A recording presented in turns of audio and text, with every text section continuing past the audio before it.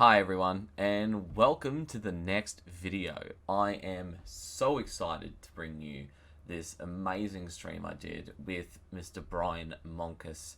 Go check him out, YouTube, Twitter, Facebook, and various other things of the like. I'll be leaving links to that in the description below. I am really thankful he wanted to come on, and it was a great honor, and it was just so much fun. I really am sorry that it's taken a little while to come out. I have been really busy with work and the new baby and looking after my partner Steph, and just it's been nuts. But I really do hope you enjoy this, and without further ado, here's the video. Very excited about today with my very special guest, Mr. Brian Moncus. How you doing? Good. Doing great. Enjoying my Saturday. That's good to know. Yes, he's graciously accepted my invitation to come onto the stream today, and I am very honoured to have him on. So what we're going to be doing is we're just going to be playing through a bit of Destiny. Might do a bit of Crucible, a bit of Nightfall, mess around a little bit. And yeah, just have a bit of fun. But we are going to be discussing anything and everything, both Destiny related, art related, and any other questions that you guys might have for him as well. You just let me know down in chat, and I will be sure to pass it on to him.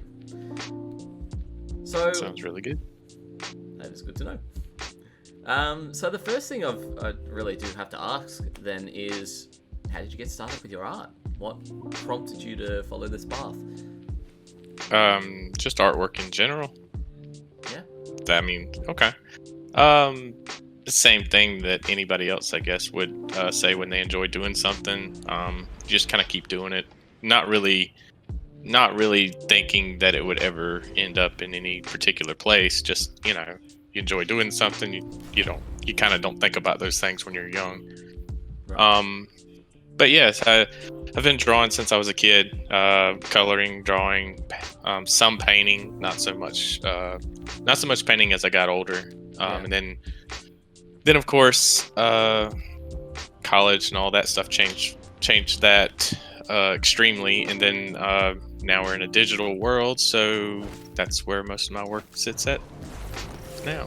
So it's kind of a broad thing, but. That's fair enough. I mean, we each have our own way of getting started and things like that, so Yeah. Now, I mean, if you're looking for specifics, I can go into details, but like drawing in general has just always been something I enjoy. But when I was younger, I was fortunate enough to have parents that actually supported these types of things for me, and so that helped a lot. Grandparents and things like that tell you how great your work is, even though it's not like I was looking at pro stuff then, but they would always support me and cheer me on, so to speak, so that helped. And I feel like that's a very important thing, that when you're doing anything when you're young, the more support you have, the better you tend to do at it. So absolutely. Well, it's nice to hear you have such supportive grandparentage. yeah. So, what prompted you to go with the particular art style that you have at the moment? What was there a piece of art that you discovered that you really enjoyed, that you wanted to delve into a bit? Was it prompting from somebody new? What was the initial start to all this? You mean Destiny related work, or just my I guess past few years of artwork? Is that what you're kind of? Yeah, like more your past few years, your particular style that you now work with. Okay, so that's what's interesting to me, and any artist, anybody that does art is always going to tell you they're always, especially someone who's passionate about it, it's always looking for their own style and something that they can call their own and feel like they're bringing something to the table that's different and unique and yada yada. Well, I struggled with that for a long time, just like everybody else Thanks for the has. follow, Mrs. Moncus. Yeah.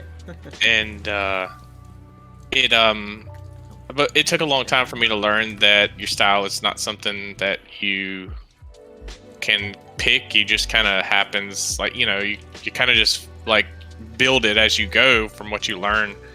So when I was in college, digital wasn't as big as it is now. You had to be like have some really like high end equipment to do that. So most of my work was still traditional. I Thanks for the follow, Cookie Monster. spent a lot of time doing charcoal drawing, and that's kind of where everything stems from what I do now. Like, it's digital, but it still has a similar process that I've used for my charcoal work. So All right. Okay. that's kind of how the style developed. But if you ask me, like, I don't feel like I'm at a point to where I would call that my style, because I don't really feel like I've grown enough to say that I'm not gonna change more. You know? Oh, I mean, that's fair enough, and you're Yeah. certainly able to change and experiment. I mean, I would expect over time that, yeah, no, things like that are going to change, and you're going to try new things, or you might just decide to do artwork that completely differs from your art style as a challenge to yourself. I mean, that's, Yeah. as an artist, that is certainly something I've seen, well, a lot of others do. Like, like the what was it? The Chibi Trials night. Trials Yeah. night? Yeah, that was that was a bit of a difference.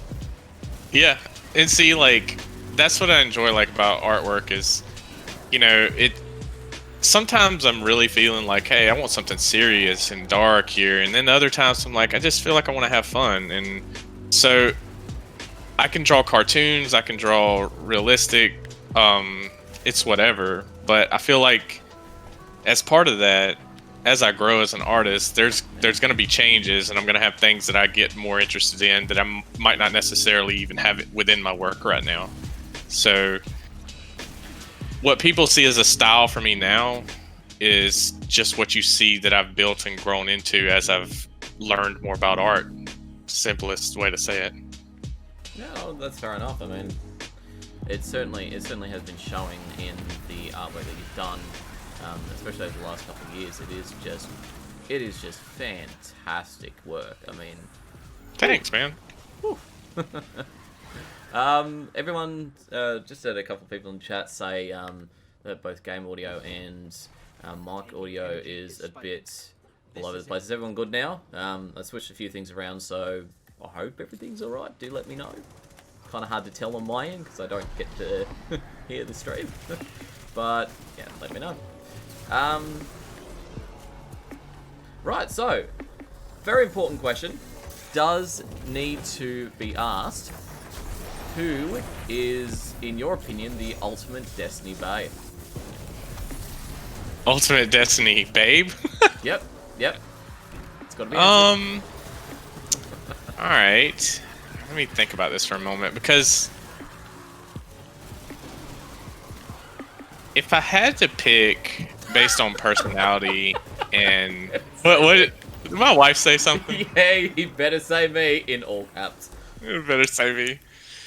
She is my Destiny babe in IRL. Put it that way. Nice. But I know that's not the question. That's not the answer everybody's looking for.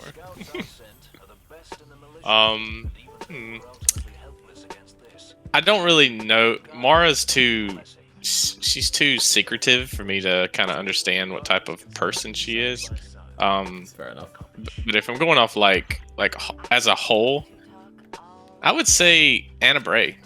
She's just more of a, like, yeah, she's just such a, you know, like a badass, but like she's, you know, I don't know, she has so much personality to me personally. But I don't know. I could say Mara just based on how mysterious she is, but that just is, I don't know. She's shady to me, so I don't really know what's gonna happen there. I don't trust her. Yeah, no, that's fair enough. Interesting question. Interesting answer for that one, actually. Yeah, not a lot of people say Anna. Not a lot of people say Anna. It's good to know. Yeah. So actually, stealing a question from some of my mates over at the Destiny Addicts podcast. What if you had to get a Destiny tattoo? What would it be of? I have one. Oh, you do? Yeah, I've got the little Titan hexagon type thing on my forearm. Ah, nice. The little Titan symbol. Nice. But I actually want Saint 14's pigeon, like the symbolic one, that's on like his armor type stuff. I want that up under it. Saint 14's just, even before all the Saint 14 resurrection and all that, he was just for me, from a Titans, like someone who's a fan of Titans, he was like the end all be all, just best of the best Titan. Like I loved his lore and everything. So like naturally, when they came out with the with Saint 14 coming back and everything, that's when I drew the most recent Saint 14 piece I did, because I was just so like inspired. Like I was just stoked that they were bringing him back, and I got to do another one, something that's more, just badass. And so probably the pigeon, because at least that's the next thing that I'd like to get anyway. I mean, that Saint 14 piece, that was just so beautifully done. Like, I'm gonna be saying that a lot throughout this stream. I'm gonna be saying that a lot. But no, like that Saint 14 piece was really, really good, and I'm a hunter man myself, so yeah. But Saint 14 is one of my favorite characters. I mean, as you were saying before, was his resurrection. Even before that, like, he was just badass. He just was. And then he like the headbutt with the Kel was always just one little piece of lore that I'm like, oh, it's so good, so good. But then his resurrection and that cutscene. Oh, I know. Oh, that cutscene was the best I've ever seen. They did him great justice with that. Like, I was really happy. If only every character could be like that. I know. That's what we need, though. Like, you need that interaction in Destiny as a whole. Like, you need...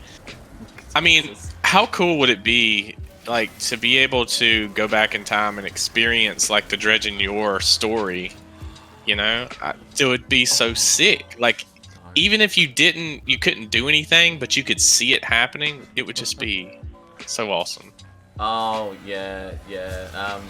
Fun in games, Hunter Mame, my condolences. Yeah, look, you're not wrong. Anyone who's watched my stream for a long enough period of time will know, as much as I am a Hunter main, I know exactly how nerfed they can kind of be in the current meta, unfortunately. We're not going to talk about the fact that hunters are meant to be the most mobile class and yet move, weirdly enough, the slowest. Nor the fact that warlocks can dodge mid-air and hunters can't. And no, we're not going to talk about any of that. So we've got a question from Alone Fold. What are your thoughts on the Savathûn logo? Interesting. Because I was, there's not any real Savathûn concept art out there. Nothing that's probably going to be used in the game as it is now. So the piece that I had to do for Bife's video, I had to just kind of come up with a design. And, I hate doing that. Like, I like being original, but at the same time, like, knowing that Bungie's going to eventually have something for her, I hate making something. So like, I looked at the logo and I'm like, I wonder, because you look at Oryx's logo and then you look at him and then you look at her logo and you're thinking like, I'm like, did my design kind of favor that? I don't know. It's interesting. We'll see. I have a feeling it's going to be more wizard based than anything.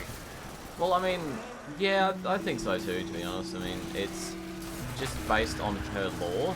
She was taking the Mother Morph, and since the Mothers of the Hive are wizards, or usually wizards, and they are the ones that are delving into the mysteries of hive magic. It makes sense for our character. She's going to be more wizardy and rogue based, much like the rude mother in front of us. So yep, that makes sense.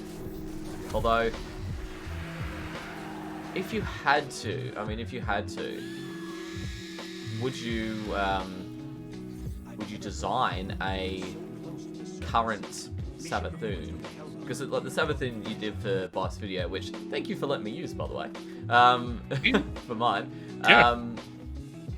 You could say that could be a pre Hive evolution Sabathoon, I suppose. Yeah, you could.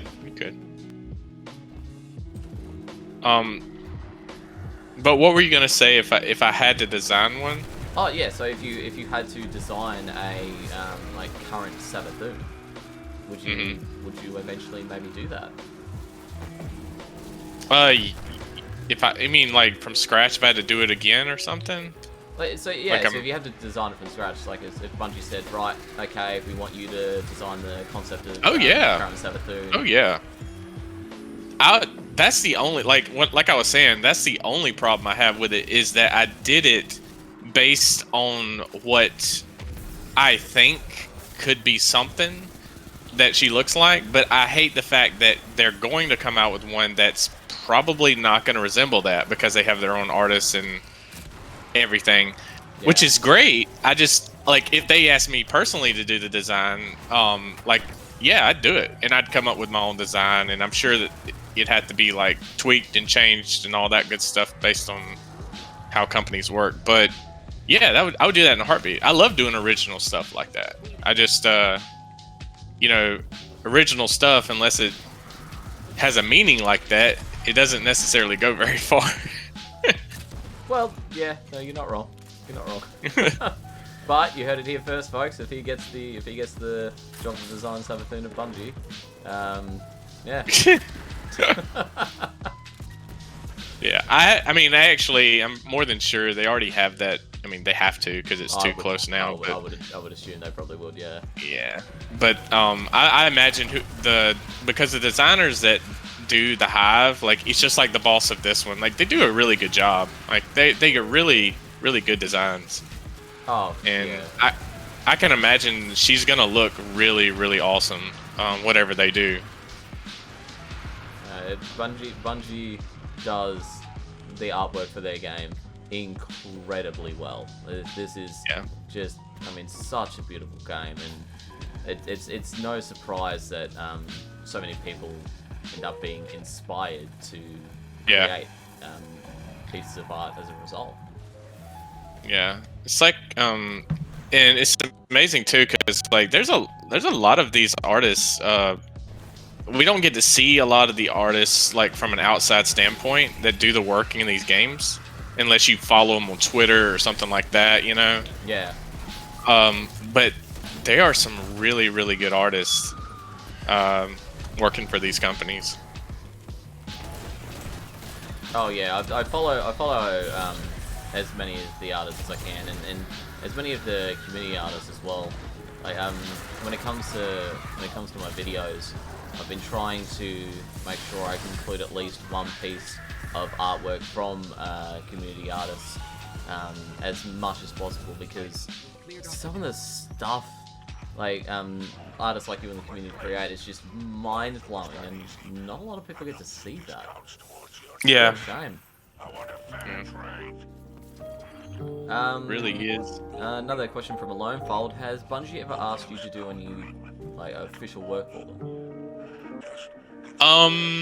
That you can speak about Not if you don't have. No, I don't have any NDAs right now or anything. They the only thing that was asked to do, or not really do, but the T-shirt that I did, that they had, the Eris T-shirt that they have on the Bungie store. They asked me to change it up to help make it into more of a T-shirt design. But as far as like dead on, like hire me as an artist to do anything, no. The only Destiny related thing I was hired to do was by the PlayStation theme, which that was actually Sony that hired me to do that. That wasn't Bungie. But everything had to go through Bungie for approval, but they weren't the ones that actually hired me. Actually, speaking of, it's a great little segue there. So how did that start? How were you approached to do the theme? What was the experience like? Can you talk about what you went through to not only create it, but to run it through PlayStation and Bungie and get it up on the store? Yeah. I was fortunate enough to be able to attend. I mean, it's interesting how stuff like this turns out, but like in this industry, in the gaming industry, and a lot of industries, but the gaming industry is actually a lot smaller than people realize, and when it comes to like the companies and the artists and the people that work for them. Yeah. So it's a lot of, sometimes when you have these opportunities come up, sometimes it's just who you know and who knows you. And in this particular case, I can kind of trace it back to GuardianCon 2018. I met some people there then that, now this was before I was doing color work, so it's been a while, but I met some people there, got some contact information. Those people, from what I'm guessing, are the ones that passed along my name as a possible artist when Sony asked about somebody that could do this. And that's kind of how I was contacted. And of course, like, I was immediately, yep, I'll do it, no problem. And fair enough. They were, asking prices and everything, and of course, if I was full freelance, I would, have to bid it up and have my own price. But I was literally just like, look, I'll do it. I just want to do it. I don't care if you don't pay me. I just want to do it. But it was really easy working with the guy that I was working with. He actually, the guy that I was in contact with through this whole process, he actually works for Twitch now. He doesn't even work for Sony anymore. Oh, right. So yeah, it was easy going. All I had to do was the artwork. It's a little bit different from what I was used to in terms of how to format some of the stuff, because I was creating for a theme and not for not just a standard standalone picture. So they wanted screens for the menu screen and screens for the your basic startup screen. So I had to make it to where like the screen transition was something that was interesting for Forsaken, because this revolved around Forsaken before it launched. Yeah. And then with that, I also had limited resources to work with. Forsaken wasn't out yet, so I had to utilize, references that were available online for things, and it was fun. It was different. It was fun. It went real smooth. It was getting it up on PlayStation was fairly quick, and like I said, no resistance from Bungie. They were just like all for it. It was proposed to them, and I from what the rep told me, like they were just like, yeah, go ahead, it's great, and that was only the concept that I gave them. It wasn't even the finished product. So Bungie weren't the original creators of the idea. They didn't approach Sony with, oh hey, let's really. I really don't know about that, because this was I mean, there could have been, because this was a community piece. It wasn't like they didn't charge for this theme. So this theme is free. Like, you can still download it for free. I've currently got it on my PlayStation. Yeah. So like, I have a feeling they probably talked, and because at that time, this was when PlayStation held a lot of reins with Destiny. I mean, there was everything, all the exclusives and things like that before all this, So I'm not saying that there wasn't some like agreements and talks about it. I just didn't. I know it was hired. I was hired by PlayStation, or by Sony, and not Bungie, to do it. Right. So were you given any kind of any kind of conceptual artwork or anything like that for the Barons, for Nope. Anything to take. So you said you had nothing to work from. Nothing except references that were online, and that would have made things a lot better because I didn't know anything about these characters. I just knew what I knew from the releases they've made. Well, you've done an amazing job with such little information.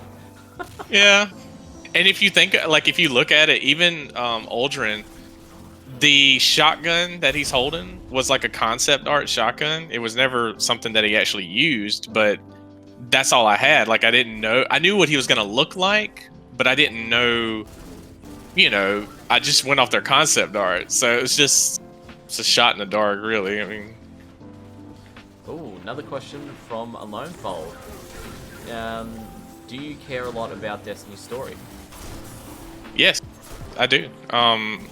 That's what keeps me going in this game, in all honesty. I mean, I have my friends too, and we enjoy playing, but like, if the story is what keeps me engaged in it, and if it didn't have such a unique story, I probably, or not say unique, a good story. It's unique, but it's a really good story. I wouldn't have kept playing all this time.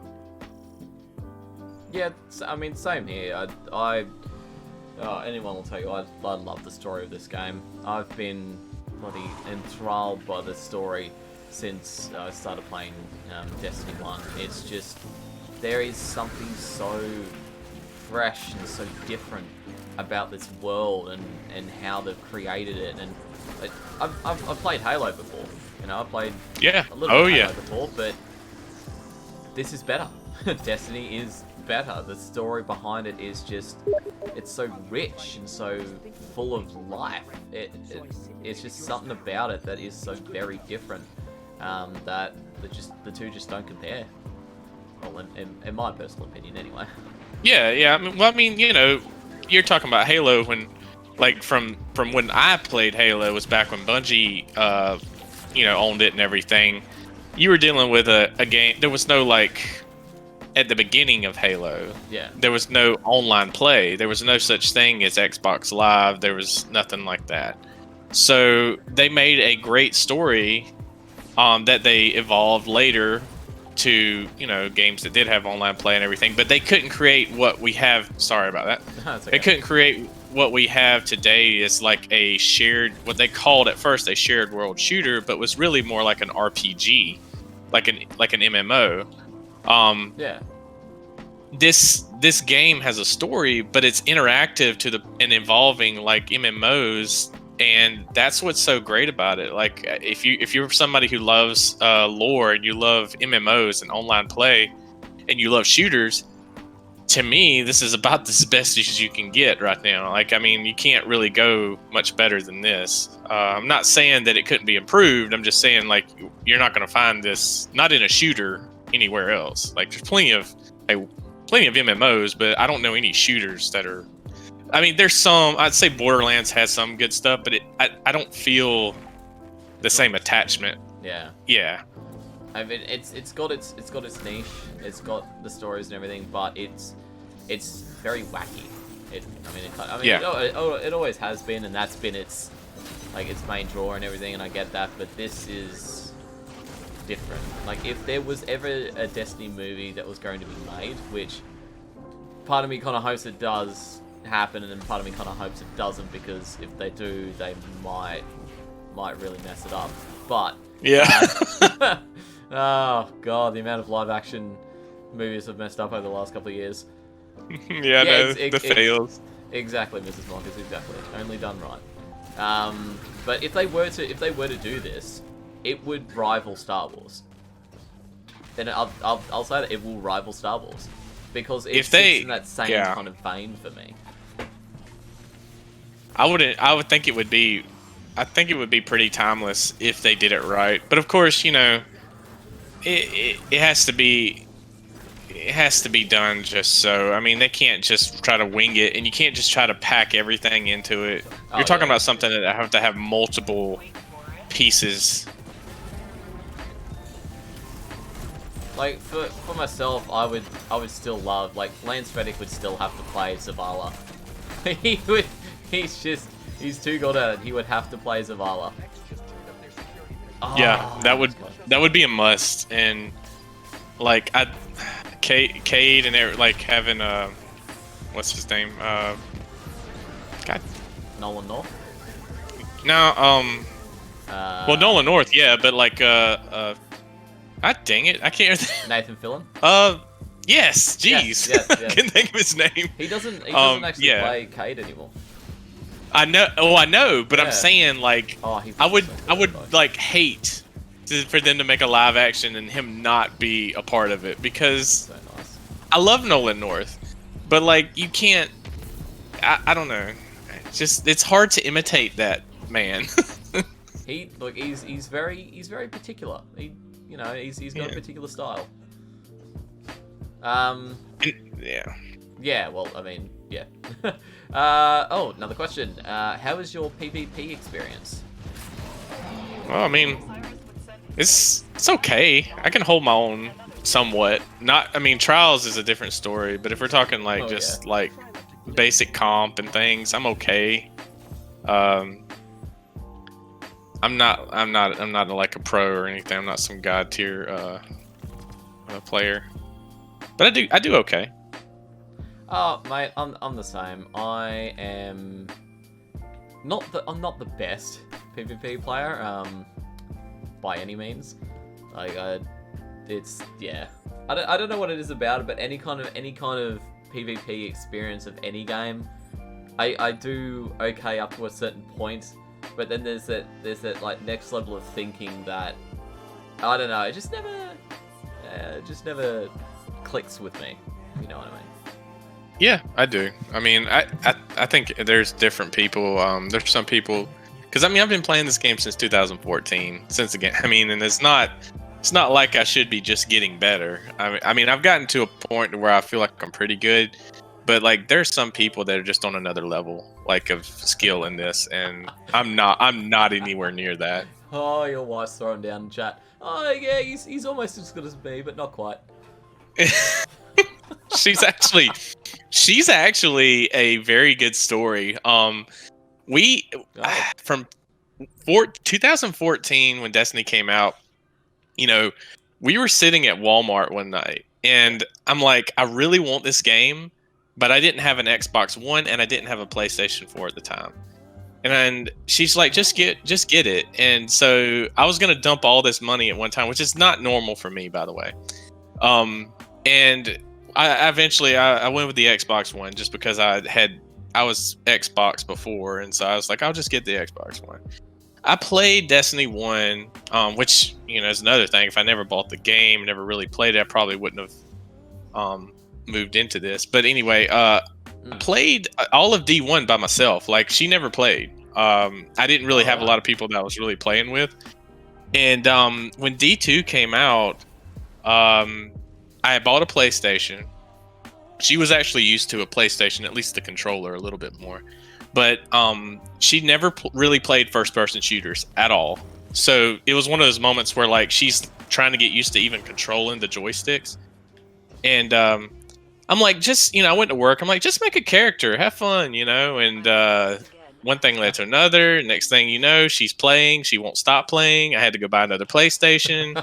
It was just funny. So it's been interesting because coming from someone who didn't really play video games past like Crash Bandicoot when she was younger, to now playing this. Say in the chat she used to hate video games straight up and then was instantly addicted. Yeah, but I think too it's because like it's become a very social thing for us. Like we play, but we actually spend more time now, not just playing Destiny, but we spend more time talking to friends and hanging out, playing games than we like ever did, even in real life with some of people here in our hometown. So it's been an interesting change, and it's just nice to have like a wife that like games with you and shares a passion with you. So it's just really cool. Oh, I wish my partner was the same. I've been trying to get her into Destiny for the last couple of years. It's been everybody's got their own, you know. But yeah. Like she's played a couple of games here and there. You know, she's played a bit in a bit of Pokemon Sword, and she, you know, plays a bit of I have played a bit of Kingdom Hearts, which is another game series I absolutely love. Oh yeah. Because I'm a massive Destiny. I am a massive Destiny fan, but I'm a massive Disney fan. So yeah. I mean, I love that kind of stuff. But she's not physically minded that way, and that's fine, you know. But there are the odd occasion where I'd be like, oh, I wish I could talk about the story, and have her go, yeah, oh, I love that part, or oh, I understand what's happening here. Hey, don't get me wrong now. My wife loves playing Destiny with us, but if you ask her anything about the story, she's not gonna know nothing. Like, she's not gonna know what you're talking about, probably. She's just one of those. We pick on her with the whole Thanos meme. She's like, I don't even know who you are. Like, that's that. She doesn't pay attention to any of the story. What? It's just like, damn it, my cool points just left. Listen, I didn't play D1. She essentially plays the game as a Titan probably would then. In that aspect, yeah. She's like, point me in the direction to kill things, and I'll do that. Or better yet, just what can I shoulder charge? Oh, she's a Titan main as well, is she? Yeah, she is. Oh, I'm getting surrounded. Although I do appreciate that you're playing as a hunter at the moment. Well, I've been playing a hunter more. Like, I'm not partial to any like particular class in terms of like their playability, but now like the style of the Titans, I love more.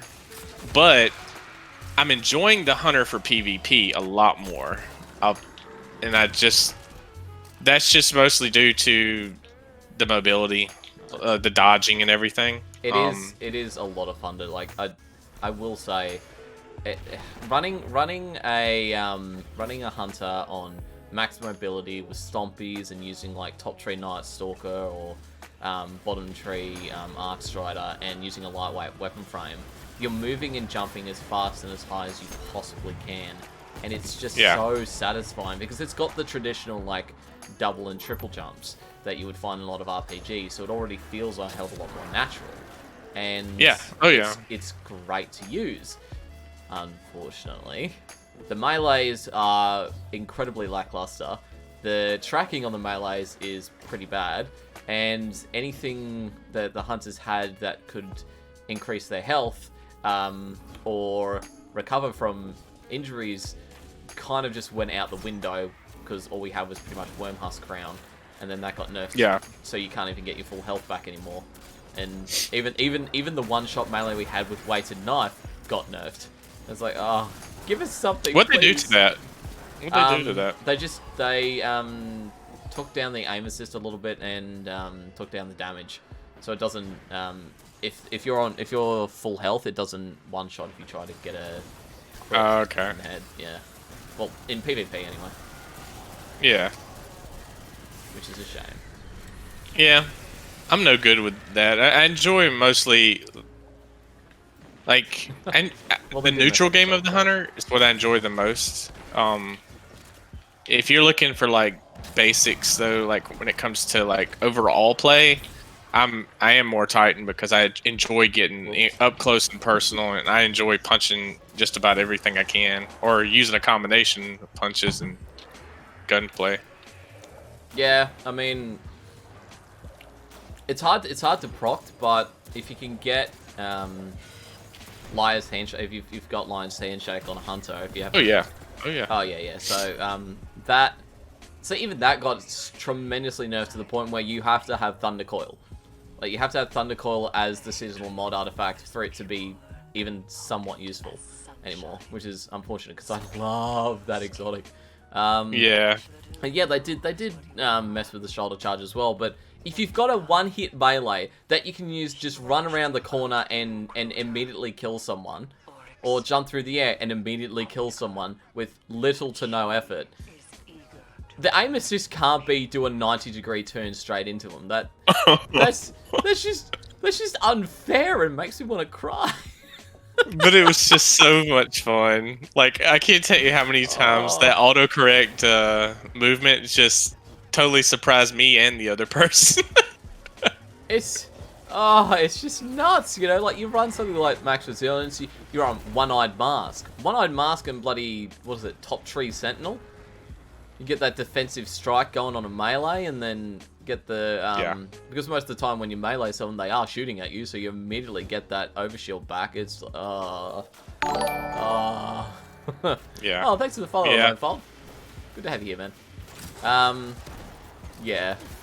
Many PvP experience has been unfortunately tarnished by shoulder charging. Although I will say my proudest experience as a hunter, was seeing a Titan max resilience in a Titan bubble, and thanks for the bits there, man. Thank you so much. Oh, I feel so much love right now. But yeah, so in a Titan bubble, max resilience, right? Because I double checked because I was really impressed. Max resilience and wearing helmet same 14. So that bubble was the strongest it could possibly be. He was like max overshield, max health. I went in there with my bloody Arc Strider and I knocked him the hell out. I was so happy. I was cheering. I was like, take that, you Titan, yeah! I wish I could have clipped that. I did it off stream and I was really disappointed in myself. Like, if I could have recorded that. Those are the amazing. Those are the kind of moments that like make me keep coming back this game like so much, just because you get those key moments that you're just like, that was just so awesome to be able to do that, you know. That's the feeling of Moncus. No one hates you. We just hate Titans in general. But yeah, no, as you were saying.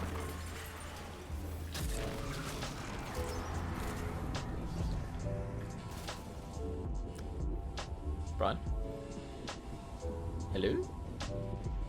Yeah, what? Oh, yeah, there we go. As you were saying. I'm just saying, like, that's the feeling that you get. Like, that's what makes these things feel like an MMO. Like, I used to play WoW a lot when I was in college, and the PvP in that game, like, versus other MMOs at the time, it was just great. It was so real. It was so genuine. Like, you know, you're in the game.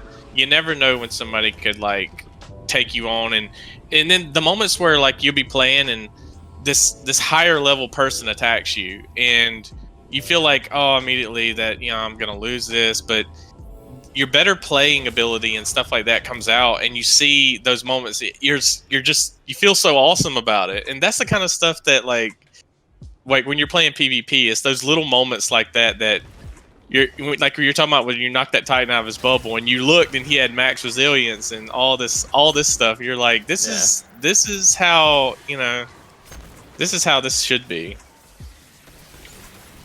And see, like, not a lot of other games have that kind of experience. It just feels so much better with Destiny. It feels so much more satisfying when you can get a good win off, you know, like, or when you mercy a group of people in Iron Banner, or, you know, something like that. Especially if it's a stacked clan team and you mercy them with a bunch of randoms. It is so satisfying.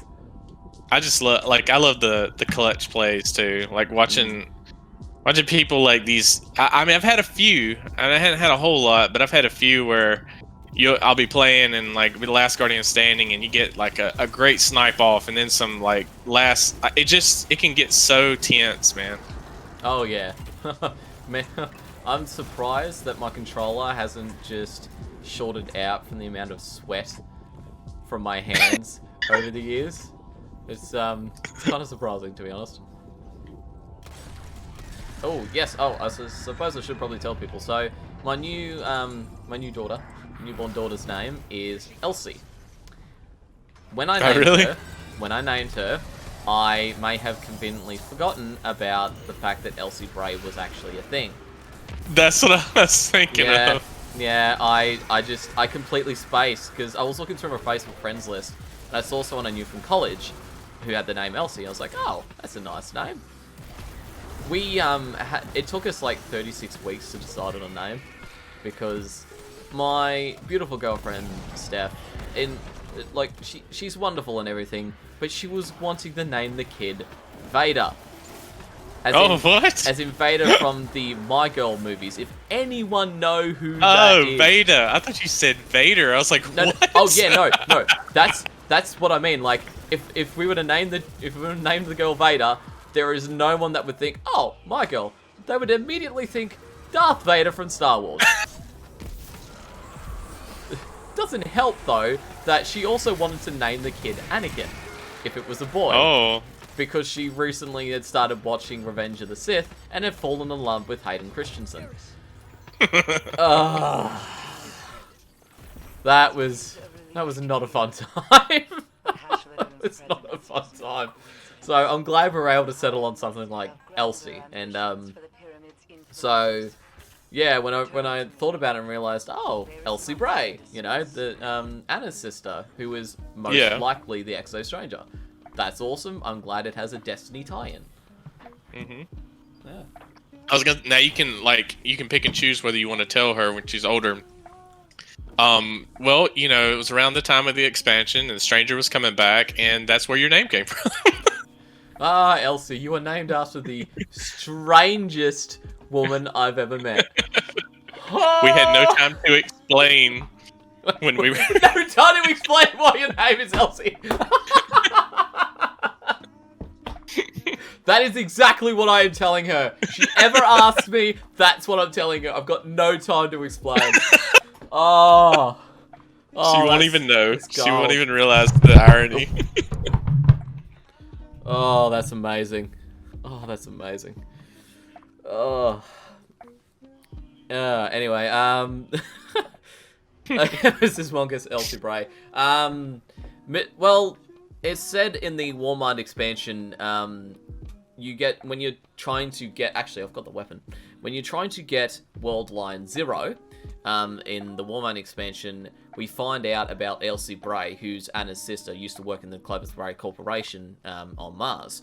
And she actually designed the World Line 0, the sword, and the... I'm not sure if I have the Sparrow up at the moment. No, I don't. But she also designed the Sparrow that comes with it. So, she is most likely the Exo Stranger, because there's a piece of lore that we actually get from... I'm not sure if you guys remember, but there was a puzzle in the game that we solved that had real-world coordinates, and it led to a real-life Valkyrie spear and a box with some coins in it and a note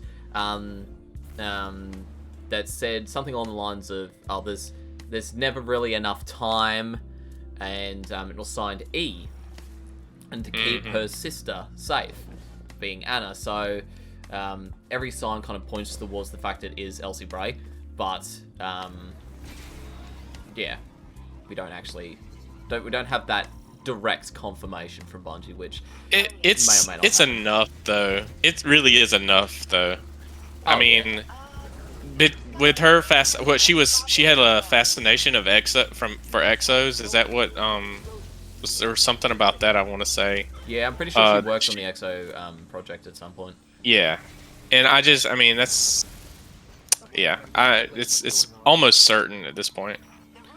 Yeah, but I mean they could. And she also has the Clovis Bray symbol on her forehead.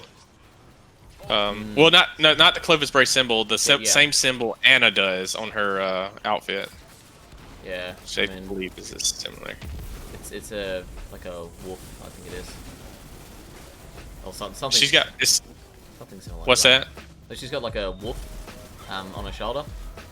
Yeah, no, it's actually like, if you look on the Stranger's forehead, it's like that. It's like it's like two half moons that are facing each other, or a circle with a line down the middle.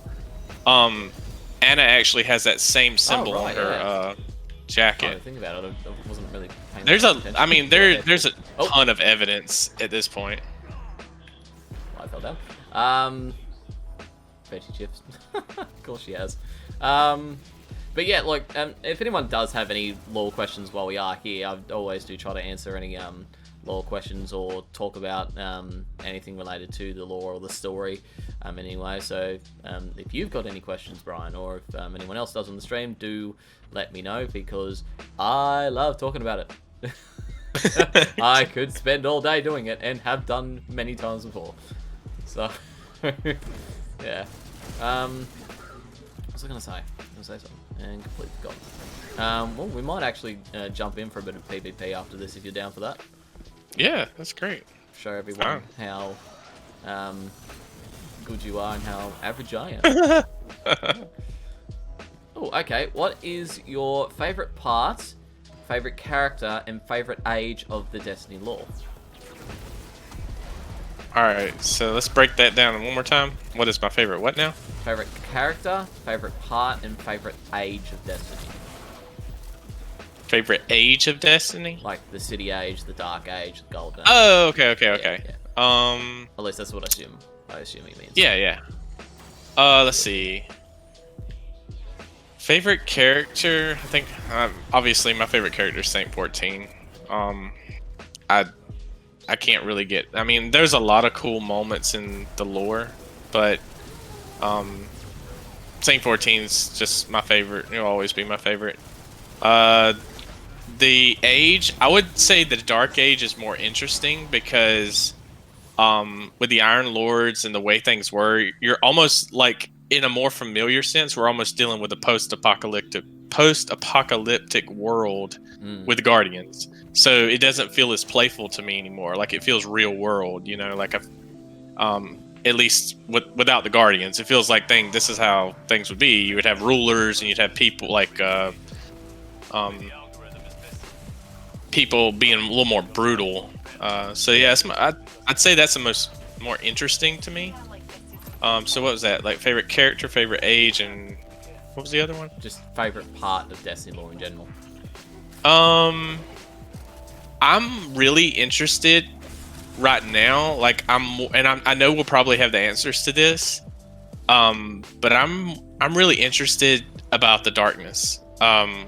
I'm interested because part as in like event apparently, but yeah, no, continue. Event? No, oh, okay, no, I can get that. Like it's kind of leading into that, but like, all right. So the thing that happened with Mara and the Awoken, that's probably my favorite. Like, colors being blah. That's probably my favorite part. What is happening? Hold on. You good? Yeah, my controllers do weird things. I turned around to look at you and I jumped off a cliff. Oh, is that not just a pure description of my life? Mr. Moncus, Cage 6, when Zavala calls Hawthorne a guardian, and dark. Well, again, you're not wrong. When Zavala does what? When Zavala calls Hawthorne a guardian. Oh yeah, she likes that.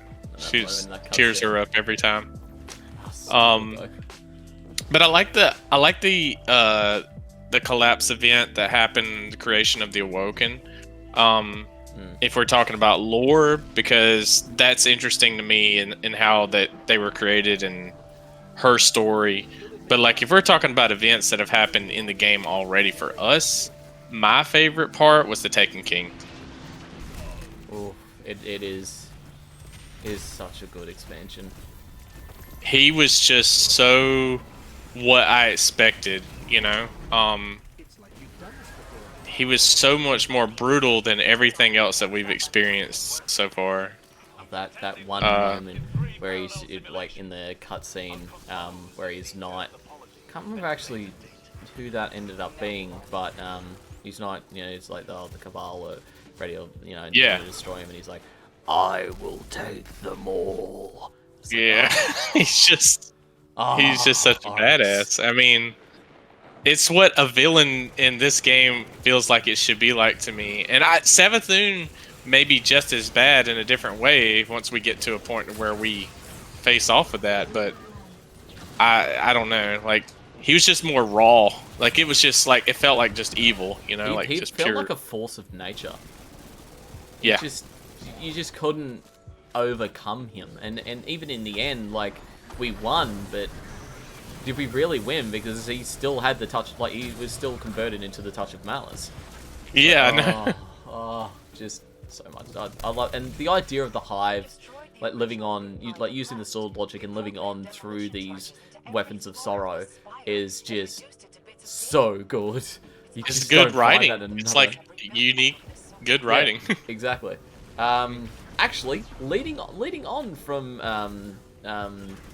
the moments like that made Mrs. Moncus cry.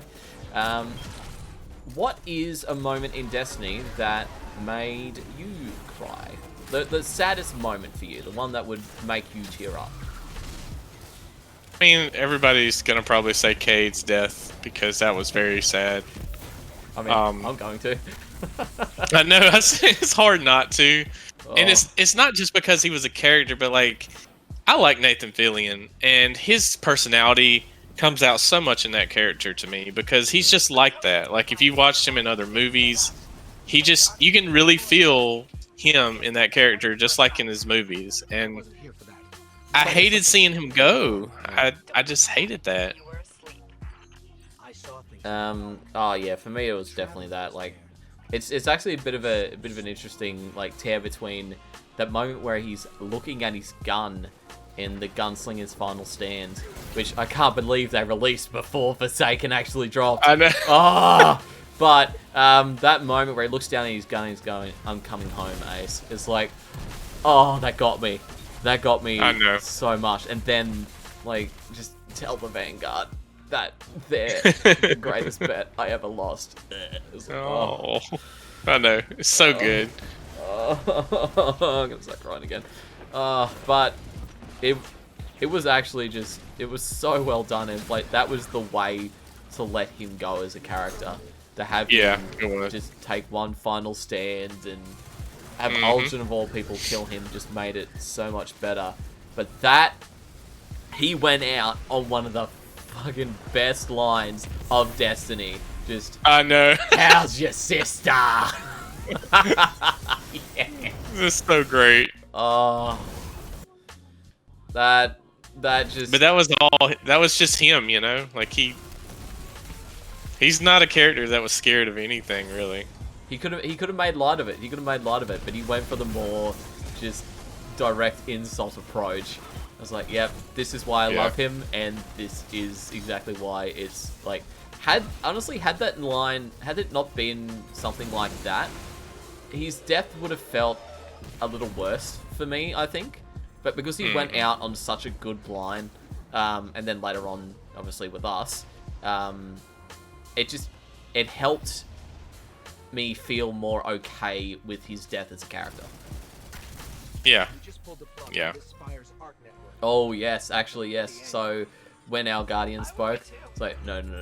Aldrin Sov is mine. Cool. Credit to Matthew Mercer from Critical Role, by the way. He is an amazing voice actor, and anyone who has not checked him out, please do. Because he is just phenomenally talented and is actually an amazingly talented dungeon master, because he runs a weekly... amazingly talented what now? Dungeon master, so... Really? Okay. Yeah, he runs a regular D&D show over on Twitch called Critical Role, and there's a whole bunch of How did I not know that? Oh, holy crap! Not a lot of people do, weirdly enough.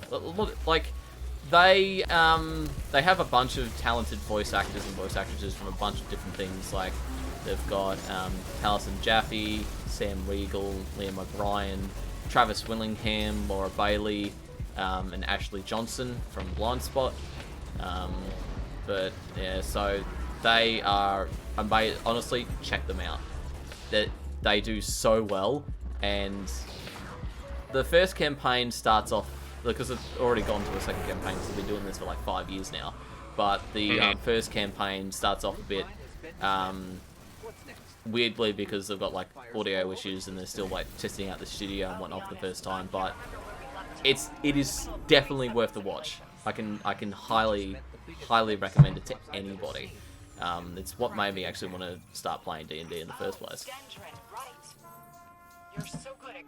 Somebody else was talking about that not too long. I saw it somewhere. Just hit me when you said that. Well, you might know him from like Darksiders, Dragon Ball Z, Travis and Laura and that. There's Oh, there's a lot like there's a lot of different things. There's a lot of different things that have been in. But yeah, check them out. Well, favorite piece of the lore for me is really a toss-up between the Tempest story with Mara using the wish wall to get a booty call. Just so good. But the other side of that is just the entire story of Last Word and Thorn, and then eventually Lumina. The way that they started that off, like it's the ultimate epic tale in Destiny, and continues on even till our era, and eventually includes us in it as well. It's a shame that we never actually get to meet Shin Malphur in game, because I would love that. Yeah. I don't think we will get to now with the way that the Lumina ended the story. But yeah, I mean, they actually, going back to the Exo Stranger, they could pull a bait and switch. Everyone thought Razor Lazir was a hunter. Everyone thought Razor Lazir was a hunter until we found... Oh, sorry, that Drake and Yor was a hunter, until we found out that he was actually Razor Lazir. Yeah. So, yeah. We could do that. Yeah, I mean, they're very good at, like, throwing you for a loop this game We've sometimes. got another question here. Do you play anything besides Destiny? I used to play a lot of stuff, but honestly, before I started doing art more seriously, I played a lot of things, but ever since then, I've been focusing just about as much time on artwork when possible. So I play Destiny even now a little bit more sparingly. We've been playing some Warzone. There's definitely other games. I've played the Assassin's Creed games somewhat, but I obviously can't play through most of that because it's a lot of hours.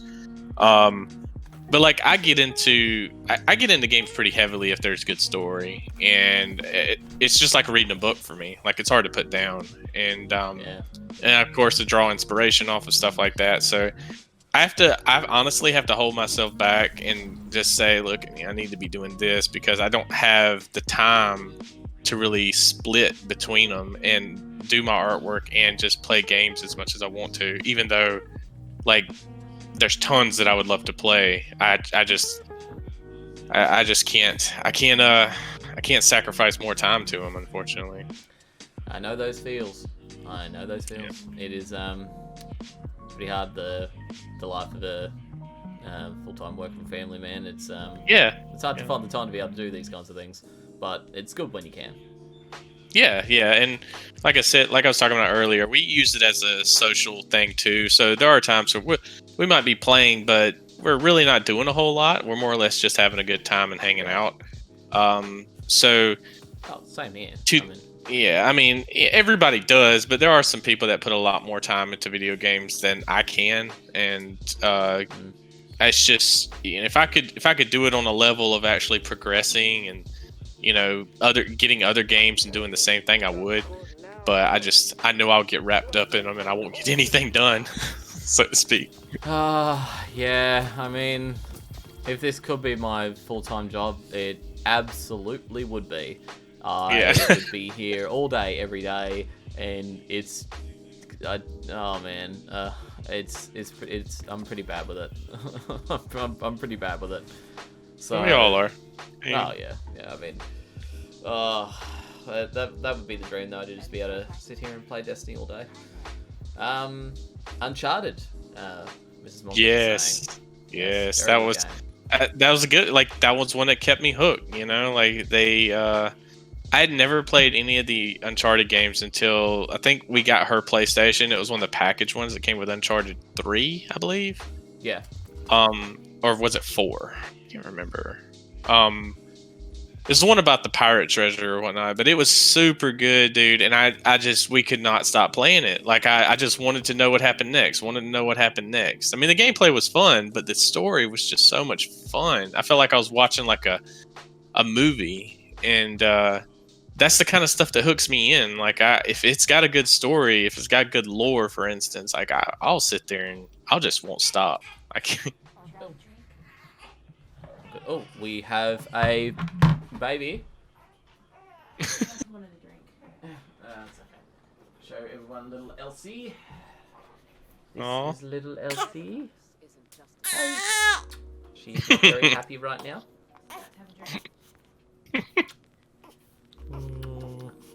Okay. Off you go. Nah, I'm fine. Send the other one in if you want. She's eating my veggie chips. Oh, of course she is. I love showing off the girls every so often. It's nice. So what about The Witcher or Dragon Age? Have you played those? Alone was saying they would love to see some artwork from that at some point. Yes, dude. I would love to do some artwork from it. I haven't played them.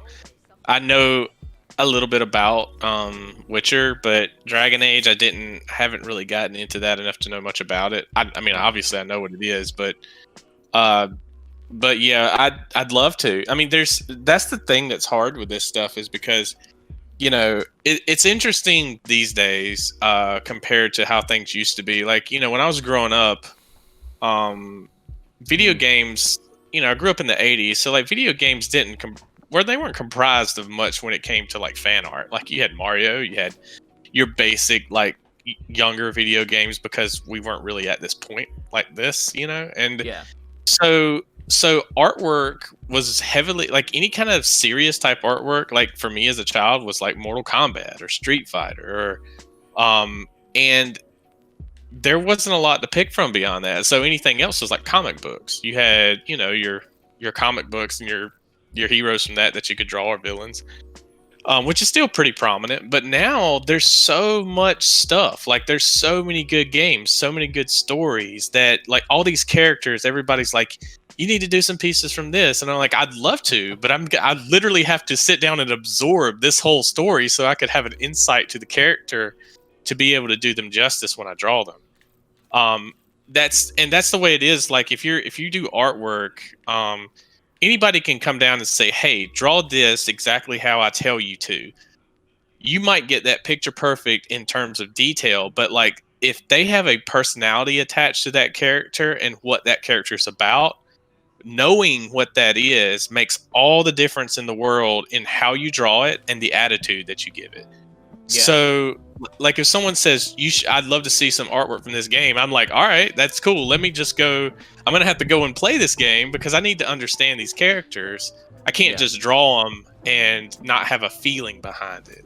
So like even all the Destiny artwork I do, I've played all these classes. I know the lore. I know what these supers look like. I know what they mean. I know how to exaggerate them because I know what they like, you know, it's just when you have that knowledge, you can build on that and create something that's different that someone might be able to enjoy. But if I didn't, and you just said, draw something from The Witcher, I could go find something and draw it, but it's not going to have that little tidbit that I would give it if I knew about that character. So yeah, like, I mean, there's tons to draw. It's just time. It's just time. Yeah, I can definitely understand that. And I mean, that definitely shows in the artwork that you do. It's you know, it's part of the reason why it's just so damn good. It's such a high quality is because that passion really shows, and you know what you're drawing. And speaking of, here's Amara. Hi. Hi. Can you blow a kiss? Blow a kiss. Yeah. Always nice having the kids be able to participate. Yeah, well done. High five. Fist bump. Bloody fist bump. Oh yeah! Good job. Woo! Oh, no. Yeah. Do you want to stay up or do you want to go down? You want to go down. Okay. Oh, this is not good. Not for what I'm running. This is going to be very, very interesting. I need to actually check. Do I still have... Yes, I do. Oh, thank God. I still don't have Mountaintop. I only got Anarchy last night. And I still don't have Mountaintop yet. Because I don't know how to play grenade launchers. Like, I just keep missing. Oh, crud. My controller's like going in and out. That sucks. Oh no. No! Come on, man. Oh. Stop. Oh, I died to Night Watch. Oh, I can't believe I died to Night Watch. I can't. Right.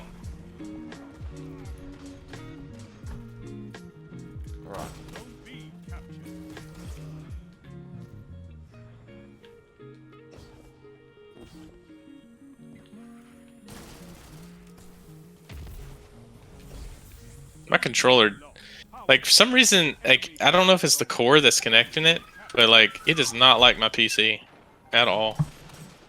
Does it keep dropping out? It just, yeah, I think it's the core that connects it or whatever. Oh, I've got Malicious Birthright. I've got Spike Nades, but Velocity isn't. I mean, that's actually pretty good. And moving target. So hopefully it does well. But yeah, I can't get the hang of the grenade, like just aiming it. I don't know what it is about these grenade launchers, but unless it's a really big target, I don't tend to aim well. Yeah. Like that. Like just. I am not good with grenade launchers. I can really just tell you. I've gotten so close to just having someone do the mountaintop quest for me. I just. Most other things I can eventually grind out, but this I can just never seem to get a hold of. And the fact that you have to get multiple different like multi kills and stuff with the grenade launchers, I don't know. I feel like I'm only gonna be able to do that with. Ah, I missed. Dude, it was extremely big pain in the butt to get. Hey, I got him. To get the mountaintop for me. I'm getting there bit by bit. I've got what have I got? Yeah, so I've got 51% opponents rapidly defeated and 52% of the medals earned. And I'll tell you how I've done it though. Yeah, there we go. Oh, missed that entirely.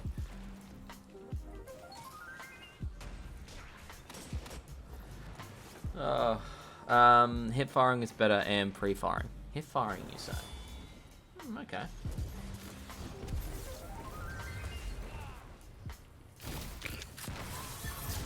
Righto. No, oh Jesus. No! So I got caught between a Dawn Blade and a Sentinel Shield. That was fun. Oh. I did not know the Sentinel was just like right around the corner there.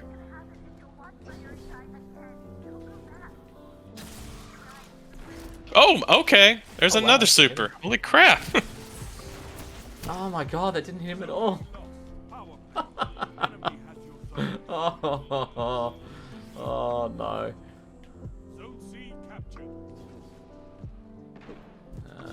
Let's buy a bit of ammo. Couldn't get that to save my life. Got that one because he came right in front of me. Ah! Oh! Yeah, no, that would have been a good case to pre-fire. Alrighty. Bloody AR back. What are we dealing with here? Oh, got him.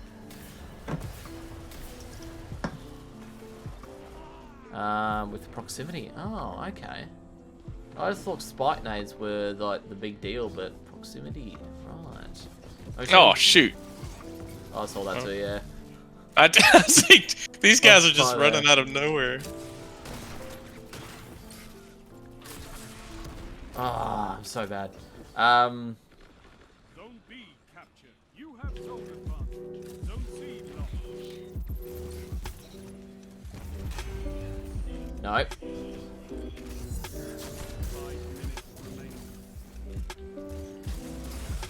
Ah, they were. He was in the. Say what? I got it. I got him in an anchor, but still managed to die to him anyway, because I missed my grenade launcher shot.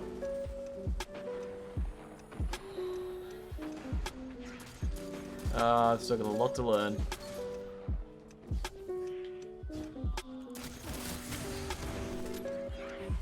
Just gonna go biz. Nope. That's not gonna happen. I'm right down the bottom. Let me switch back to my AR. Might be a little bit easier on me. Good lord. Somebody just went haywire with the golden gun. Come on. Zone A captured. Zone advantage is yours. Zone C lost. Really? These guys just stood in the grenade.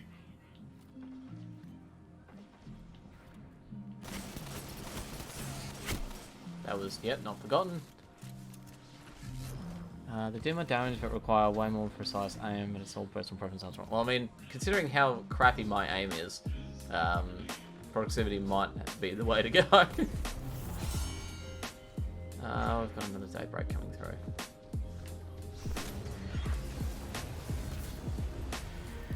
Ah, he can't aim for shit! Yes! That's so good!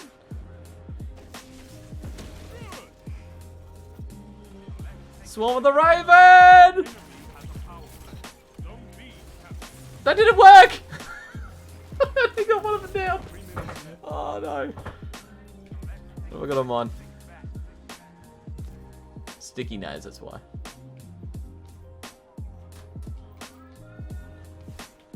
Oh well. Gave it a good go. Oh, hello. Zone A captured. Zone advantage is yours. Zone B lost. Defeat Dang it. comes for us all. I mean, it wasn't entirely terrible. Nah, it wasn't that bad. Could have been worse. been It was better. really worse to start with. Zones are your life guardian. Oh, it's only 12. Oh, it's only 12.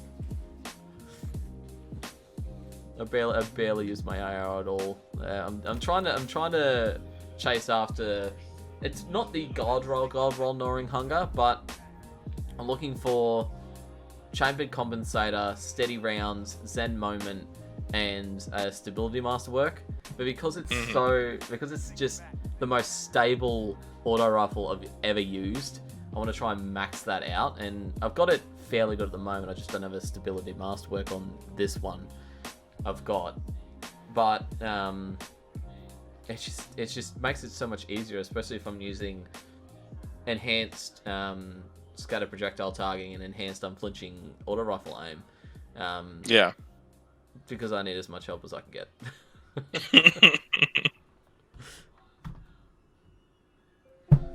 I know the gnawing hunger is a really good weapon. I tried so hard to get it before I knew that they were just going to basically give it to you in this season. It was such a pain, dude, and I gave up because I was like, I'm not gonna keep. Like, Reckoning is just, ugh. Yeah, I hate it. I hate it. Oh, I know. I farmed for so long to try and get a decent spare rations because it's got the highest aim assist of any legendary gun in the game. So I was looking for,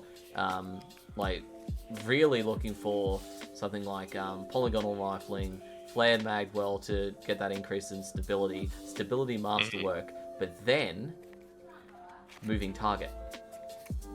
Because all I needed to do was chuck on targeting adjuster, which adds a +5, because it's already a 92 aim assist. So +5 will add up to 97. Moving target while you're ADS adds an extra +5 to your aim assist. So it maxes out its aim assist to over 100.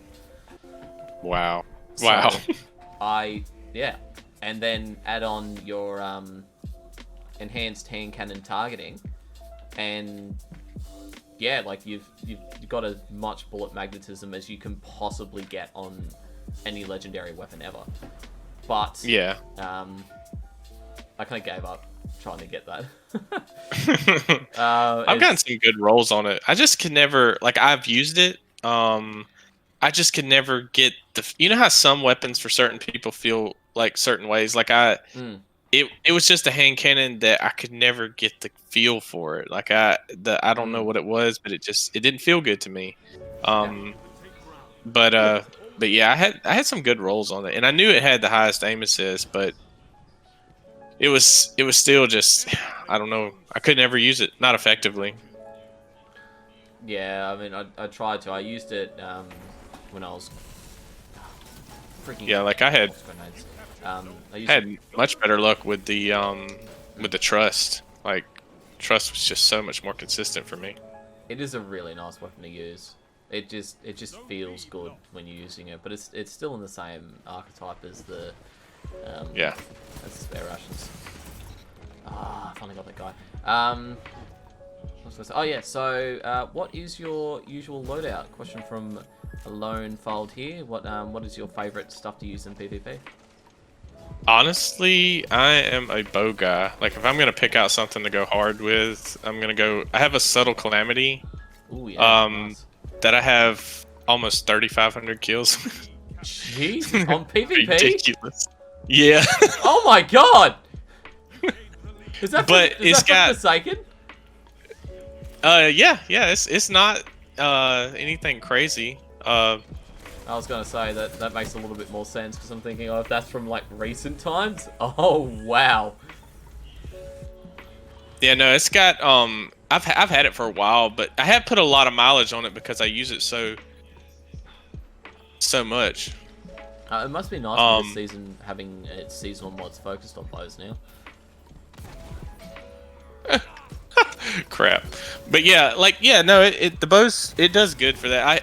It's got a I'm just really good. I'm just a lot better with a bow than I am most weapons, but it's got draw time masterwork, explosive head, and snapshot sights. So like it's very very snappy for a compound bow. And so on my Titan, like I would run it with syntheseps, and I don't know if you know, like, but like a bow with syntheseps reach and a quick bow shot is all it takes to take out somebody. So like I would literally run like syntheseps, and I can't tell you how many times people like will push you and with a bow, and you get a quick shot off in a melee, and they're done. Like it's so fast. So like that's my favorite loadout to run, just partially because it's a little unorthodox compared to most people's loadouts. Well, I mean that's fair enough. Not that Titans need increased melee range or anything, but yeah. No, I know exactly. I'm telling you, man. It's when I'm trying to run a Liar's Handshake build, because I try to get max mobility and max strength to really just, or max mobility and max resilience to really double up on the recharge rate, but also, you know, if I can handle the hits that I'm taking in those moments. But you have to be so precise with a hunter's melee. Yeah. You have to be just completely right there with it. And you would think that... Yeah, you do. You would think that a bladed knife... a bladed knife, all knives are bladed, what am I talking about? Oh, yeah, there you go. But, you know, like a bladed glove. Like you're full on Guardian punching into someone with a knife attached. Yeah. And, well, anyway. I know what you're saying. I mean, I get it. It should work, but it doesn't. Yeah, You have to have Thunder Coil active, and you have to have Cross Counter active, and you've got to have Combination Blow times 3 active, all at the same time to be able to get a one-hit kill with it. And Titans will go, da-da-da-da-da, around the corner, bang, dead. Not salty about it at all. Yeah. I gotta say though, I love I mean, I do like with Hunter, like the Night Stalker, like being the smoke bomb. Like I feel like I have an extra like utility. You know what I'm saying? Like something. It's not a melee, but it's something different and extra. Yeah, it's definitely very interesting, especially if you're running with the buff that magic every sting. If you're running oh yeah, max melee and oh Jesus, Middle Tree Night Stalker with Kepri's Sting, you keep proccing it quite a lot, and it does a lot of damage over time. It kind of sucks because it is known as a smoke grenade, but it is in the melee slot. It doesn't get the, or at least I'm pretty sure it doesn't get the bonuses from like Oppressive Darkness and Overload grenades, yeah. which is a real shame because Yeah, it would be sweet. that would be amazing. Oh, you would see that in Trials so much. Because then hunters have that like ability there where they could run that with Kepri's Sting, or they could even run Bottom Tree Night Stalker because it lengthens the time the grenades are active by double. So if you've got max grenade energy and you're constantly spamming grenades and they're constantly out for a long time, your territory control is just off the charts.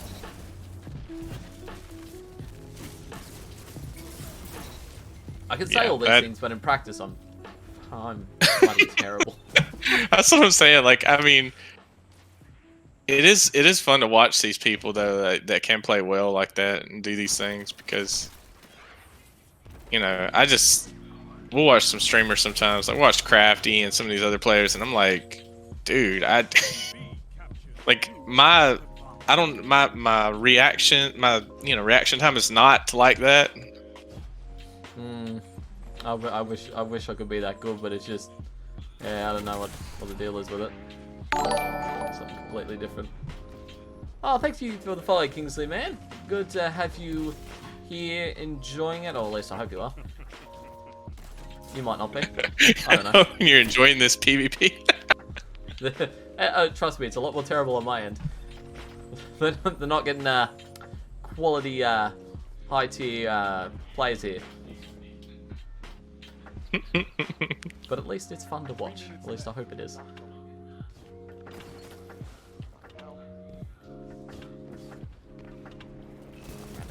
Ah, I didn't. I wasn't watching that guy. Yeah. That was hilarious.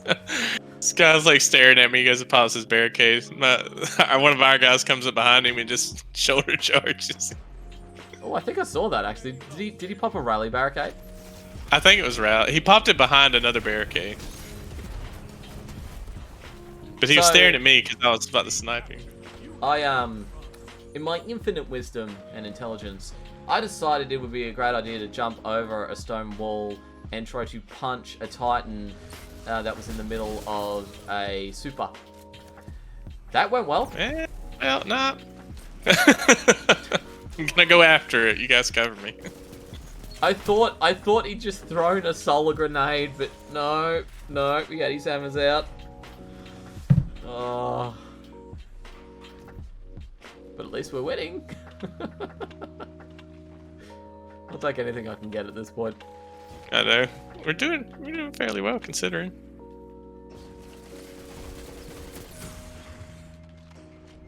Oh, Marks with vengeance.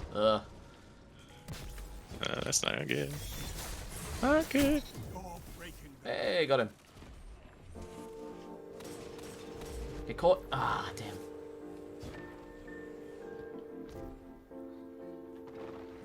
It'd be nice if they didn't, like, if you weren't able to shoot out the hunter's shadow shot. But, oh well. Do not know what I thought that was going to do there. Oh. Let's just go running like Revoker and not, Revoker and not forgotten. Ouch. 1 minute. Won't be long now. Oh, no. Nope. Okay then, I'll leave that to you. I saw that coming, I was like, nah, I'm out, I'm gone, I'm leaving. I knew he was coming. I heard him popping around. I was like, he's coming this way. I know he is. Actually, might dip out of here for a little bit and play some contact and mix it up a little bit. I'm fine with doing a bit of that. Sure. This is the most I've played on PC in like over a year, it seems like. I can see why people enjoy it though. Yeah, it's a different experience, that's for sure. Oh yeah, oh yeah. Oh, So, anyone else in chat have any more questions for Brian while we've got him here? It's an amazing opportunity. So, and again, thank you for coming on and Yeah, allowing me to do no this. problem. It's been a lot of fun. Thank you for having me. Had a great time. Like I said, PC is different, and it's been really fun. It's kind of refreshing seeing how fast things can actually move in Destiny. No, it's nice being able to see Destiny played in what it should always be played in. Yeah, I know. It's a shame, honestly. Like some of the weapons that you can use on PC that you really just physically can't use them on console. It's such a different experience. Yeah. Which that's why, like, hopefully PS5 will like really bring some great things to the table. Oh, it looks amazing already. I am almost frothing at the bit to just go in and pre-order. That's all I want. I know. Oh, give me that PS5. All right. And the fact that you get Definitely gonna get it. the fact that you get the difference, like not difference, but like you've got the two different consoles, the digital or the disc based, is actually really interesting on their part. It's the first time I've ever seen that in a console before. I know. Yeah. I'm super excited to see like not just what they do with the story, but like, you know, what we can what kind of new activities they're gonna have in the future for everything. Yeah, it's gonna be a lot of fun. I'm very excited for the next expansion. Oh, I mean, I was on the Focus Fire Chat, I think it was. Yeah, I'm pretty sure it was when I was on Focus Fire Chat. They gave me a new nickname, the Stasis Warrior. The Stasis are going to be very ice-based, so they're like, oh, the Stasis Warrior is a great name. Like, you know what? Yeah, Stasis is gonna be interesting. I'm really interested artwork wise, like to see some of the aesthetics they have with that, because that really is something that I could get down with. Oh, I do hope Stasis is more of an ice element, and honestly, I wouldn't mind if they turn around and retroactively change Cold Heart's element to Stasis. Yeah, Because it would make some visual sense, because it is meant to be an icy weapon. So yeah, if they want to turn around and bring out a year 5 version of that, I wouldn't be too sad about it, to be honest. there are gonna be some interesting effects from it. I think it's cool that because you know we think of darkness, but I would have never liked, and I'm sure they took plenty of time to come up with these ideas, but I would never pick like stasis or anything like that to be what, you know, like it's just It is such a cool really idea. interesting. Yeah, I mean, and that's not to say that that's going to be any kind of like power the darkness has. But, you know, yeah. maybe Aramis will wield something different from what we are. Like, I doubt that. Yeah, that's true. But maybe she will. The thing about, like, the only thing, like, they describe the darkness as being like heavy, you know, and it's almost like they're a force of like just sheer gravity, and like I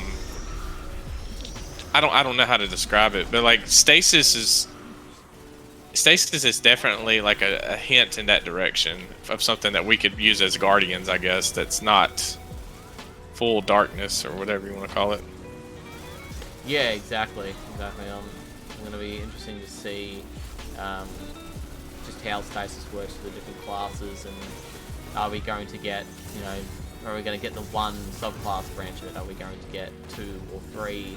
How will that then work?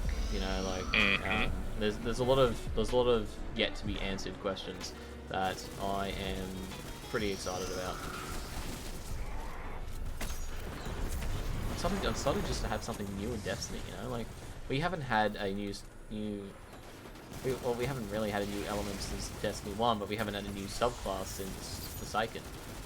And it's kind of overdue at this point, because I want to use something new. I want to do something different with my Guardian. Something different. Yeah, I'm the same way. Like I think the game needs something fresh, and you know, it takes them a while to do this stuff, like to get this stuff going. So I mean, it probably will. We'll probably get something really cool.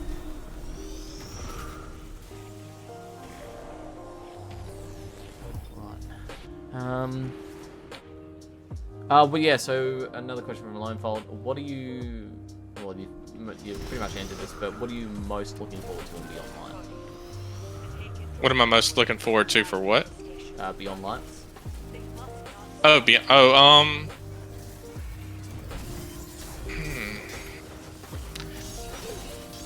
The story.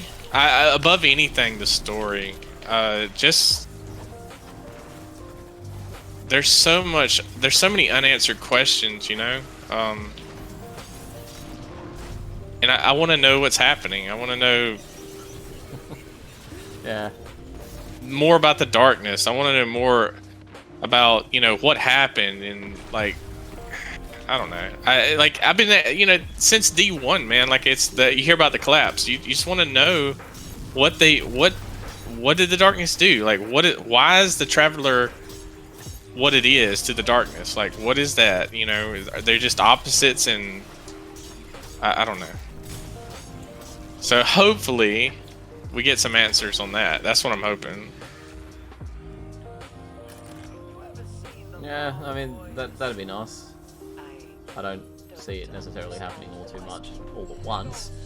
No, it's gonna be drawn out for sure. Oh yeah, but like I don't think we'll get all the answers to it until, honestly, probably until Lightfall.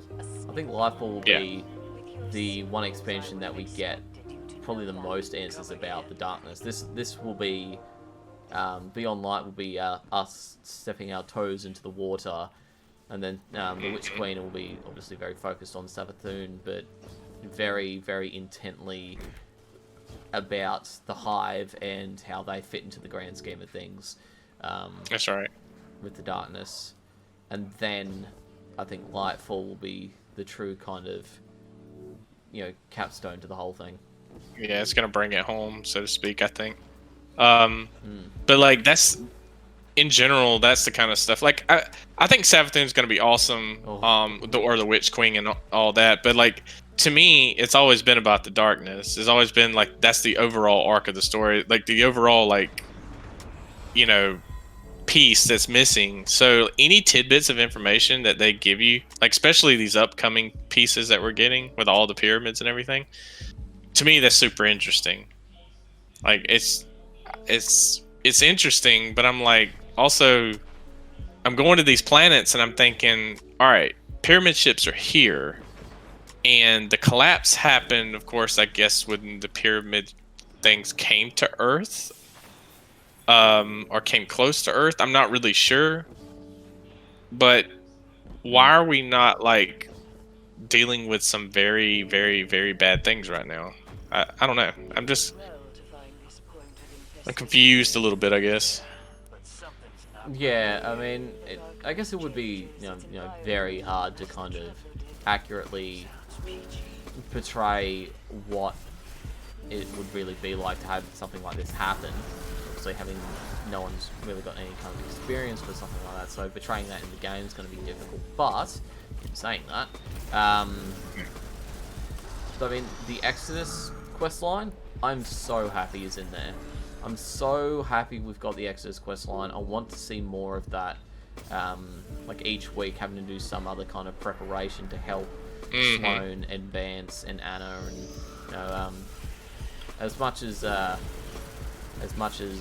I have read ahead to be aware of what happens in the lore book, obviously no spoilers for that.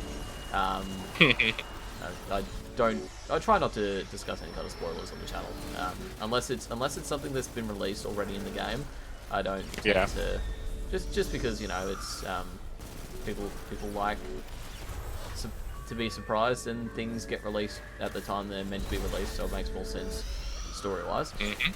But yeah, like with Rasputin being possibly salvageable, which is going to be good, seeing how Rasputin then fits in, because if Rasputin is salvageable at all, I would expect he would show up in the next expansion in some way, because I mean it all has to do with the Deep Stone Crypt, and he is the father of the Exos. Yep. To a certain extent. So if they didn't have him in it, I would be quite shocked. So it'll be interesting to see how that plays into it. And then Cade's Cade Six's lines in his quest line for Ace of Spades, where he's talking about you know, this is to those with Deep Stone Crypt. You know, you think you've seen the last of me, but you know, like that he was saying, you know, that don't, you know, you're afraid of what I can tell people about, you know, the long slow whisper, yada yada yada, and then saying, you know, that you haven't heard the last of me, or you know, I'll be speaking again or something like that. No, it's been a while since I read that lore, but I know what you're talking about there. I remember that tidbit in his little collection, tape collection thing or whatever, where he's talking about the Deep Stone Crypt. Yeah, so I am very, very excited to see that, because it'd be nice to have some more Cade tie-in. Like maybe we do find out about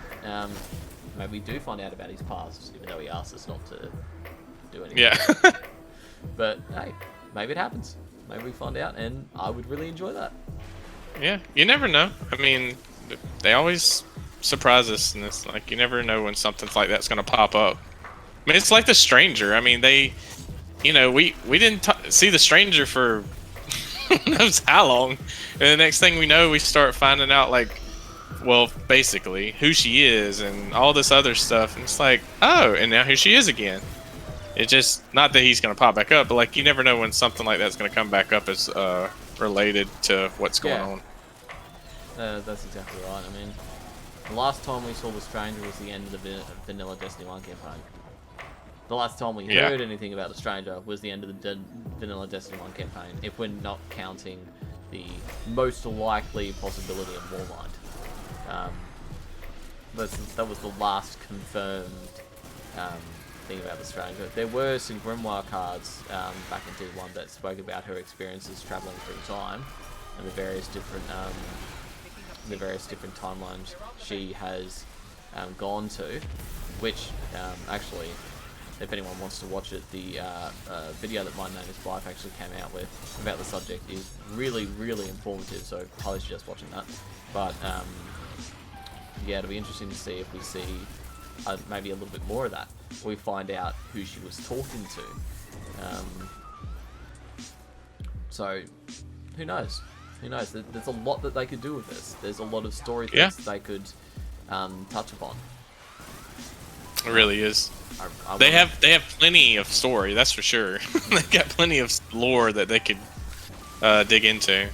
I want to see Mithrax. I want to see Barracks in this. Oh yeah, I know. Like, even if it's not in this first season, you know, like maybe with Eramis down, maybe Barracks and Mithrax come out of the woodwork and start doing something, or you know, like with Eramis being a fallen, granted powers by the darkness, maybe we see Mithrax responding in kind and getting powers from the light, which I fully expect will happen. I fully expect Mithrax will be granted some kind of power from the Traveler at some point, once he is proven himself in some way.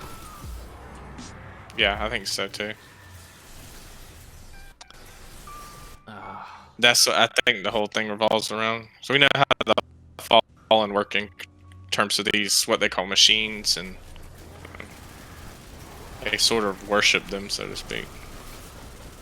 Yeah, I mean, the Fallen have always worshipped their servitors, and it's one of the reasons why they worship Traveler so much, because it is, you know, effectively a giant machine.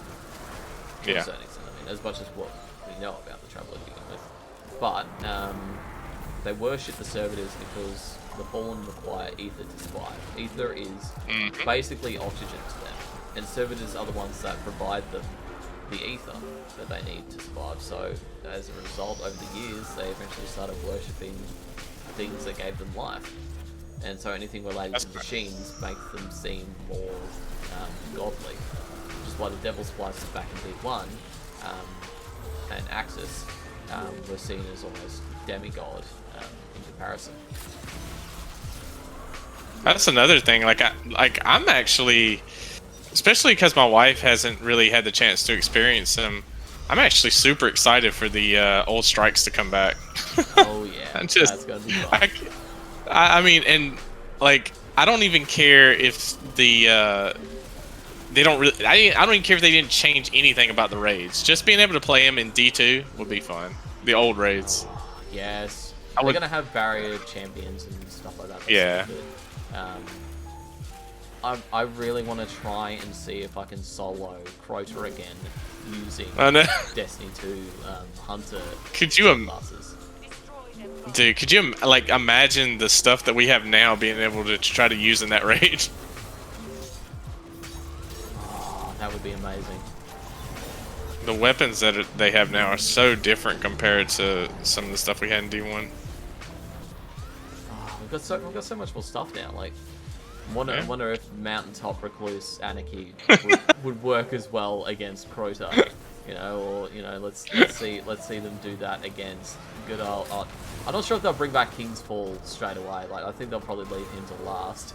Yeah. Because it is, it's Oryx.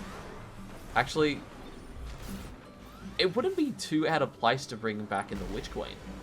They could do Vault of Glass for this entire year, then turn around and do Taking King in the Witch Queen, and then maybe Wrath of the Machine in Lightfall when it finally comes out. Yeah, they could. Could be a way of doing it. I don't know. Then maybe they already have these things kind of planned. Who knows? I wonder. That's always been interesting to me too. It's like, how far ahead are they actually planned? That's what's like, because there's so much that they have to be ready for to do. Like, I mean, how far did they go? Like, how far in advance do they have to have this stuff laid out?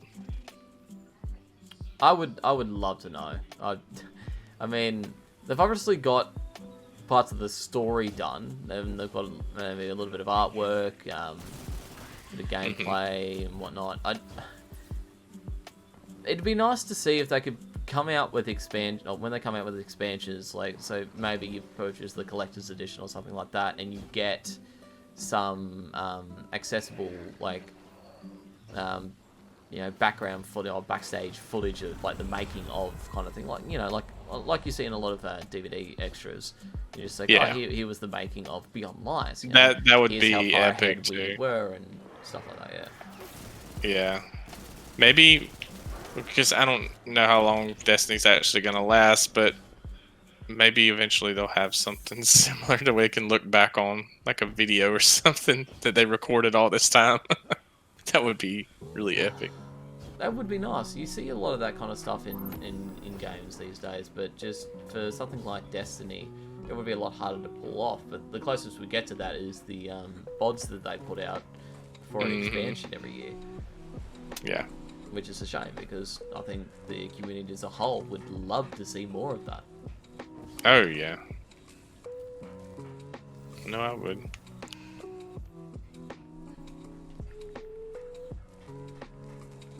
Alright. Let's have a look here. Up for a bit of Gambit? Yeah. I have about, let's see. I have about enough time for probably 1 or 2 games. Yeah, sounds good. Get in a game or two, and that'll be it. Yeah. Let me see. What's your what would you say is your favorite piece of art that you yourself have created? That is a very asked question. And I mean, not just for me, like for a lot of artists, you know, because people always think, you know, you're like, he does all this artwork. I mean, it's got like this stuff that I like, you know, but I wonder what his favorite is. And my like honestly, I don't hate my artwork when I finish it, but when I finish a piece and I go on to the next one, I've always learned something. And I can even look back at something I've done and say, oh, I could have done this way. And I'll make a mental note for next time. So with that, whenever you can go back and look at something you've done and find flaws in it for yourself, you're always looking for something better the next time. So the truth is, it's always the piece that's in front of me. That's always my favorite piece. Because I can't pick from my old ones because the level always rises every time I do something for me personally. So I'm always unhappy to some degree. Not like I hate it, but I'm always like, all right, I should have done this better or that better, or I should do this next time. Or I learned something new completely that overhauls the whole thing. Like, I mean, when I started adding color to my work, the first thing I did was very basic. I mean, I didn't know what I was really doing with layers and types of layers for color. I didn't do a lot of actual physical painting over the pieces. So my work was just what it was. Like I didn't have a system or anything. Yeah. And now, because I've done so many with color or added color to so many, I'm still learning, but I have changed so much. And I'll look at pieces I've done when I first started adding color, or pieces that I haven't, you know, that I didn't add color to, and think, you know, what if I'd have done this here? You know, what if I'd have done that? So it's almost a sense of regret all the time when I finish something, because I'm happy and I'm in the moment when I'm doing it and I'm super excited. And then when I finish it, it's like, all right, what's next, and what can I do to do better? So yeah, I mean, that's a long answer, but it kind of sums up the feeling of what I mean. Like I can't be happy, or I can't be excited about one specific piece. I just can't. I never have been. It's a good way to be. I mean, I do kind of know how you feel. I mean, I haven't been making videos for that long, but when I'm looking at the videos I have created, I go back home and go, okay, well, what if I had done this, or what if I had added this here, or if I knew how to do certain things, what if I put this in here, and what would it look like, what it would sound like? Mm-hmm. And it's a learning process, and it's always good to kind of have that view of, okay, well, I've learned more, I can do more, maybe I can try something new, try something different. If it doesn't work, then I can always move on to the next thing and try something on that. It's a good way to be. Yeah, I mean, it's the process, right? I mean, for anything you do creatively, you're never gonna be at a spot where you feel like you're perfect at what you do. But I guess the most you can hope for is that you're learning every time you do something, because the moment you feel comfortable, or like I'm good enough to where I don't need to try to do anything different here, this is perfect, I think that's when you start like falling, not falling or failing necessarily, but like to the point where if you're not learning, you don't know how far you can improve. You don't know how far you could really go if you don't try to improve on what you have. It's the same with art. I mean, every artist looks at other people's art. I don't care how good the artist is or how good you think that artist is. They have looked at someone else's art and said, I wish I could do that, or I wish I could do things like this, Yeah, oh, I know that feeling all too well. I look at someone like, like Bife, who's obviously one of my biggest inspirations, or Marlon. I look at that, and like, especially the long form video he did on The Last Word and Thorn. I look at something like that and go, I wish I could do that, and it's a process. I'll get there one day through enough time and experimentation and work, and I'll get there. But it's a process. It will take a while. Yeah. And you gotta love the fact that you gotta love what you're doing. It goes back to like anything else. If you love what you're doing, you can look at these things as goals, but if you love what you're doing, you're going to do it regardless. So there's no sense in wishing you were here or there. The best thing to do is just to go with it and keep pushing and doing your best at what you want to do. And eventually you're going to wake up and you're going to realize, you're going to look back and say, wow, come a long way. And I can't believe that this is what I used to do. But, people, and I've learned this from other things in my life, but people look a lot at what they want to do and how far they have to go to get there versus what they've already done or attained. Yeah. Yeah, I mean that's exactly right. Should be telling this like life lessons with Brian Moncus. Well, hey. Yeah. But no, I know exactly what you mean. I mean, there is a certain extent of it would be like, it would certainly would be great to get to that certain point or do that certain thing or whatever the case may be. Like I know I've certainly felt like that myself, and I've certainly looked at that and going, whatever. But for me, I do look at it as a challenge to myself. I go, yeah, this is going to be fun to do. I can't wait to get to that point because then I can do these things. I can experiment with that particular technology, or I can, and just enjoy those moments that I have. And you've got to do that. You've got to enjoy what you do and keep at it, because you don't get any better if you just stop halfway through. Yeah, no, that's the truth. You don't if you stop, you're gonna do the same thing. If you say, oh, I'm gonna keep going, I'm still not gonna be that good. Well, you could just not go, and you definitely know you're not going to. It's the same outcome. So what are you gonna do? Are you just gonna not do it because you don't think you could be that good? Or are you not gonna do it because you're just gonna give up? So at the very best, you could say, I'm gonna do it regardless, so I might as well just try. I don't know. That's exactly right. I know what you mean. Yeah. Speaking of, actually,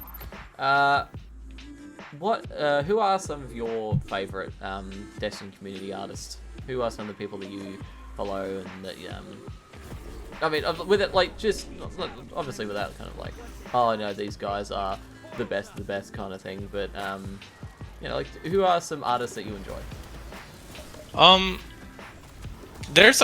enjoy all the artists, obviously, that are in this community, because they all, this community of artists, you can't ask for a better group of people that enjoy supporting one another, and enjoy this game together. You get a chance to meet a lot of these people at Guardian Con and events, and it's surreal knowing these people on an online basis and then meeting them in person, and they're just as genuine as they were when you first met them online. And if I'm talking artists as a person, all of them are great. I mean, they're all great. This community's great. So, but if I'm talking artists as in skill and their artwork, about a handful come to mind that really I love seeing what they put out. Some of my favorites are Gamma Trap always has some good stuff, but he's always doing something lore related because he's doing stuff for Mylan. Yeah. But I wow, these Shriekers are really, really brutal. They always are. They're weirdly more accurate and good than any other game mode I've found. Yeah, it seems that way. But Gamma Trap's good. Cobb One Art's really good. I like his stuff. He's really good. He brings me back to my days when I was younger, because he has a very you can see it, but he has a very big influence from street, I want to say it's street art, but graffiti and tagging and everything. But he also, with his outlining and all, but he also has very good pencil work, which reminds me of my comic book type love that I have for those types of artists. So I love his style with that, and there's some of the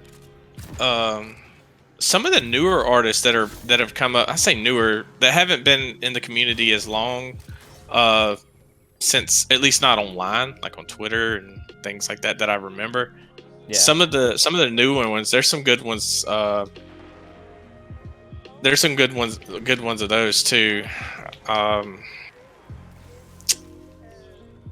I'm gonna butcher the tags because I'm better with just recognizing the tag visually sometimes than I'm remembering the actual Yeah, that's fair enough. But paints, I want to say it's paints his eyes or paints his ice or something. Yeah, I can't remember. Yeah. You know what I'm talking about? Yeah. It's I don't know her real name. She's a woman, girl from the community. She's really good. She's got a lot of expressive stuff. There's a couple of other ones. Tosh. I'm so horrible with this. And these are people that I look at their stuff all the time, and I can't remember how to pronounce some of their names. Is it? But I want to say it's Tostage or. Is it the artist that came out with that artwork for, like the ornament for Gold Tusk? For Gold Tusk? There was I shared that earlier today because I was like, oh my god, this looks amazing, but yeah. They came out. Well, this person. Hold on, I'm gonna actually go to their thing because I'm really bad. I hate that I do that. I do it with everybody though, unless it's a super Tostage. I was close. I mean, it's Tostage. Lily Tostage. She does pretty good artwork, but I think she's the one that did like the ornaments for like before they came out with the Trials of Osiris stuff. She did some of the like ornaments, and they blew up on Reddit and stuff like that. Yeah. It's the same person. Yeah, that's Ooh, that's really good stuff. Oh my god, that looks so good. Oh, it's very Lumina-esque. But yeah, anyway. Yeah, Emily Megan X or Emily Megan. She does really good color pencil. I'm assuming it's Prismacolor, but it's really good color pencil work. Extremely good. She actually had one of the T-shirts, the Shax T-shirt that Bungie just did from the Community Artist series. That was her. Yeah. Her and just oh god, there's a bunch of them. Farian stuff is really good. Oh yeah, definitely. And I'm not going to leave out Ian Pestridge. Ian Pestridge's stuff is really, really top tier. I don't know if you have to have seen it. Yeah, I have. Okay. Because I was going to say, if you're a Hunter fan, that like Hunter one he did for the the sarcophagus looking thing was just sick. Good. I loved it. I know what you mean. Like all the Destiny community artists. I mean, you're all just absolutely nuts. You're all so talented, and all just various different art forms and different ways of expressing it. Like I got the chance to interview Cobb and Emily. I was like a year or two ago now. And they are both just they're just so down to earth, so lovely, so wonderful, and they're both just incredibly talented artists. And honestly, it's just the stuff that all of you come out with is just absolutely insane. I am still just in awe of all of you. Yeah, they're really great people. And me and Cobb are actually we're more like closer friends now. We actually meet up from time to time. But these people are just so like, I mean, we share Destiny, but we're also just all these people are just really good people. And when you're around them, like you just have this big inspirational, like, I want to create more artwork. I want to meet, like, it's not just Destiny, like, you're all artists, so you share like two commonalities there. And when you chalk it up to like great people too on top of it, it's like a surreal feeling. Can't really describe it. Well, I obviously haven't had it to the same extent you have, but I do kind of understand what you mean, because I mean, obviously I'm getting the chance to talk to you, which is pretty freaking cool in my opinion. But like I get I haven't been to Guardian Con yet myself due to both lack of funds and the fact that it's on the other side of the damn world. Yeah, I know. It's so far away. I know. Like the only I think Bungie, the first time that Bungie ever came to PAX in Australia was like last year, and I was actually going to go to that, but other stuff came up and I couldn't make it. And now they're not holding PAX this year, and it's like, oh come on. Oh no, it sucks. I'm not gonna meet anyone from the Destiny community or just Bungie in general.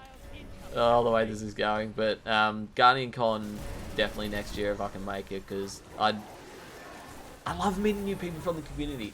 I love working with as many people from the community as I can, because it's the best community to be a part of.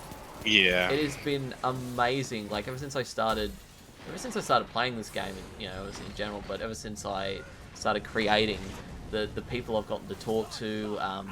Yeah, I had a brief interaction with Bife when I asked him about the usage of the Sabathun artwork, and he was awesome, you know. Yeah. And everyone's just so down to earth and chill, and I want to meet them all. I want to, you know, I want to be able to actually get to know people as much as I want to work with more people. I want to get to know the people within the community as well, because you're all so freaking cool. Yeah, and honestly, like, if your experience is anything like what I like, 'cause my first year at Guardian Con, I didn't have near the amount of work under my belt that I do now of Destiny stuff. I had some stuff, and meeting these people and seeing how these people reacted to one another was just so refreshing. And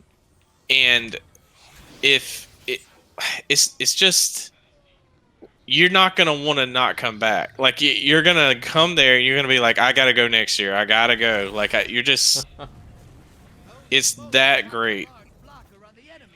I mean, it's hard to put into words, but like there's so many people that you know are there, like for a lot of games, but most of them are going to be there because of Destiny, and you know that you're going to share that with them, and it's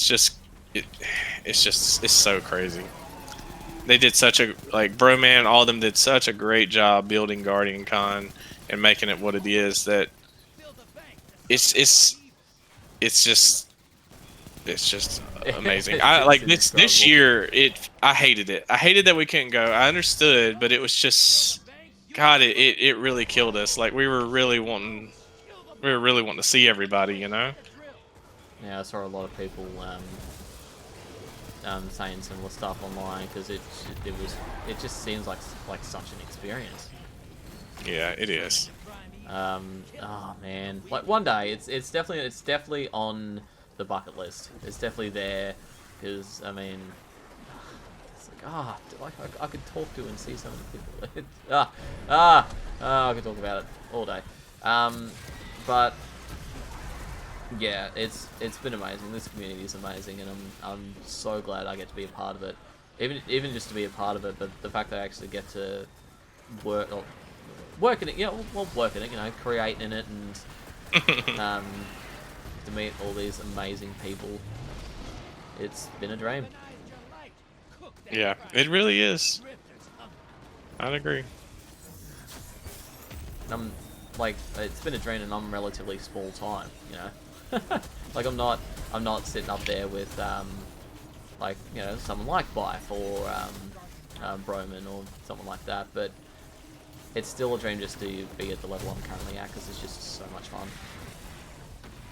Oh yeah, I totally get it. I mean, everybody has their own, like, I don't call it status, but you have your own point, like, in this community that you start at, or, you know, it's all networking. Like the more you know, the more people you know, you know, they know you and they know what you do. It just becomes like a network of friendships, and it's literally like going somewhere and saying, all right, you want to go and learn, like, get to know the people that are going to be in your industry. Here you go. That's what it feels like, because these days, man, like social media and things like that, they didn't have that when I was growing up. So like, you couldn't just go and message somebody like, you know, a celebrity and expect them that they might respond back to you. That's not like a thing, you know. Um, and now even with people, not like these people are celebrities, but you get what I'm saying. Like even the people that you would think like they wouldn't talk to you, you know, it's just different. Like you can literally like go and meet these people, and once they know who you are, like there you go, you have a connection for something later. Exactly. And that's kind of how I felt about messaging you and Bath. Really? Oh yeah. Like you guys are insane creators in the community, and honestly, just bloody rock stars. So, my personal opinion, of course, but No. like you guys are so just like top tier for me. It's like the fact that you guys have even responded is just amazing enough. But the fact I've spent 2 hours on a live stream just chatting with you and playing Destiny with you is like just mind blowing to me. And I kind of hope I never want to lose that kind of feeling. No. Working with anyone in the community, just anyone who And wants to get in and play and have fun and network that's great. Yeah, you won't lose that feeling. I don't honestly like I don't ever see myself in any kind of special light, and I'm not trying to be like I'm just saying like I have a day job, you know. I go to work like everybody else. I have kids, I got a family, and I draw in my spare time, and I'm not anything different from anybody else. So like when somebody asks me to do something, it's just like another person asking me. I don't view anybody any differently. So like you asked me to do this, I'm just like, okay, yeah, sure, let's do it. No problem. I love playing Destiny. I love talking. Let's go ahead. Um and I don't think I'll ever feel any different because that's just not the type of person I am. And a lot of these people, a lot of these creators in this community are the same way. Like they're not too big to give you their time. Now they may tell you that they can't do something, but they're not too big to talk to you. And that's what Guardian Con was like. Like you could literally walk up to somebody that you just know them from an online perspective and say, "Hey, I'm so and so," and they just carry on a full blown conversation with you, just like you were talking to just one of your friends. And I think that's just because we all share that same mindset. Like we're not here for fame or for anything else. We're here to actually because we share passion, you know. Yeah, that honestly, like, yeah, it's one of the things. It's honestly one of the things I love about this community, and one of the things that keeps just I even if I stepped away from this game for some reason, I'd keep coming back. Like I would, Yeah. because it is just so. The game itself is amazing, but the community that surrounds it has made it even more so. And I like even if nothing were to ever come of this, even if nothing were to ever come of what I'm doing, I would be more than happy to just to play with these people and talk with these people and create with these people, even if no one ever saw it, or nothing ever came of it, even if like I didn't become a big streamer or massive YouTuber or anything like that. It would just be fulfilling enough and satisfying enough to just be able to connect and create, and because you're talking and interacting with people who have that same kind of passion that you do for something that you love, and Yeah. that's just a great feeling. It really is. It really is. It's something that I never thought I'd never thought that I'd have like an opportunity to speak to some of the people I did on these types of subjects this way. And I'm right there with you. Like I feel the same way. And even like I don't assume my artwork's ever going to go anywhere other than Destiny. I hope that I can carry on and keep doing other artwork for other things, but I don't know what the future is going to hold. But the connection that I've made here, these people, like I made some really good friends with this game that I would not have made if I'd never played it. It's as simple as that. Like if I'd never played this video game, I would not have met some of the people that I call like some of my closest and truest friends right now. And that's something. I mean, that's really something. I mean, who would have ever expected that this is the kind of experience that we're going to get from a game? This is just a game. Yeah, I know. It's like, if you're looking from the outside, it's just a game. But it's become its own world, its own society almost. Like Yeah. some of the funniest and weirdest and satisfying experiences of my life have come from games in general, but also from this game.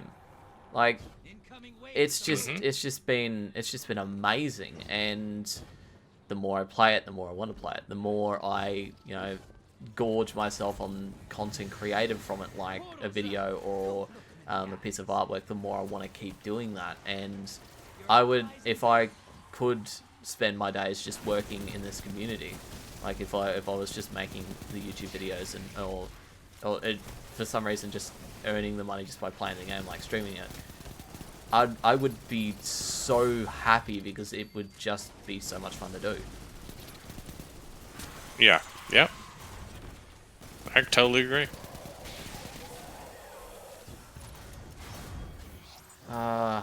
This game, man. We live in a different world. Like 10, 15 years ago, before online play and stuff like that, you couldn't do stuff like this. And how old are you? 26. 26. Okay. I'm old enough. So, I'm old enough to remember the days without online gaming and internet. Just. Yeah. So that's what I mean. I'm 36, so I'm a little bit of age on you, but the difference between what we experienced growing up, even in our high school days, because like I said, I played Halo back when in high school. We used to have LAN parties. Like there was no there was no there was no talking to somebody else on the other side of the internet to play a video game like that, Halo. I mean, we didn't have that.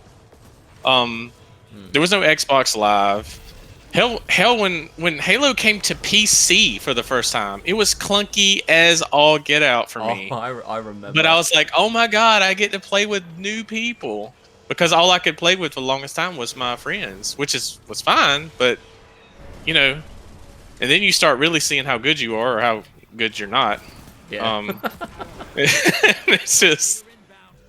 I remember one of the funniest things I've ever seen on the internet in general was a photo of a group of kids in this computer lab having a LAN. I'm pretty sure it was a computer lab, just having a LAN party, and this one guy with like it must have been a laptop or something, like duct taped to the ceiling just so he could join in, because they didn't have enough room in the rest of the room, so they duct taped him to the ceiling with the computer. Oh my and he's god! Just playing. If I can find it, I will. But it's the funniest photo. It's those were the days. Those were the days of the LAN party. That's what we'd have to do. Yeah, you're right.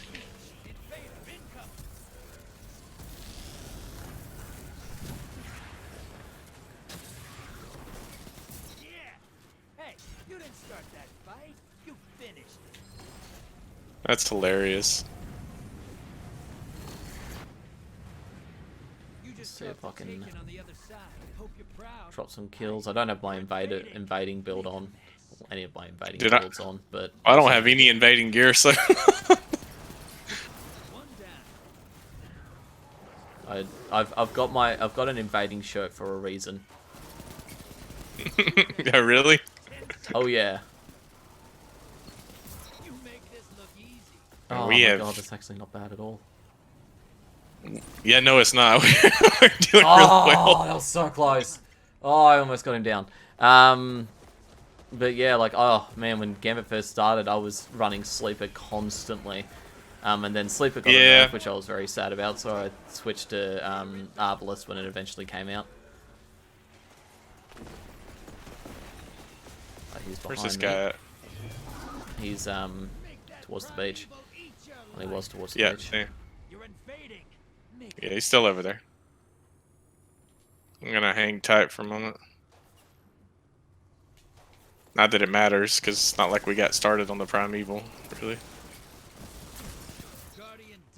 Got him.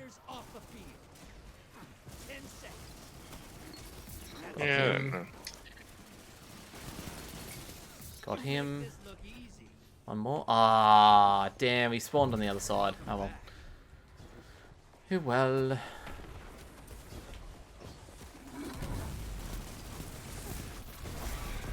Literally jumping over to help out over here. It's like, oh, I'm not going to make it. I'm not going to make it. Immediately get hit by the boss's stomp and it just carries me all the way over and I just shoot the bloody primeval in the face, which helps. Right.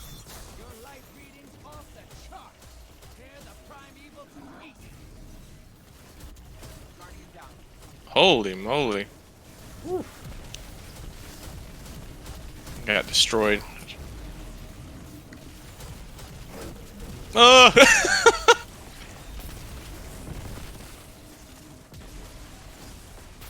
Wow, he took a beating on that one. Oh my god. My god, that was almost one phase. That's nuts. Alright, they're going to be Where's this looking for those guy? kills. He's right on the other side, near online Ranger.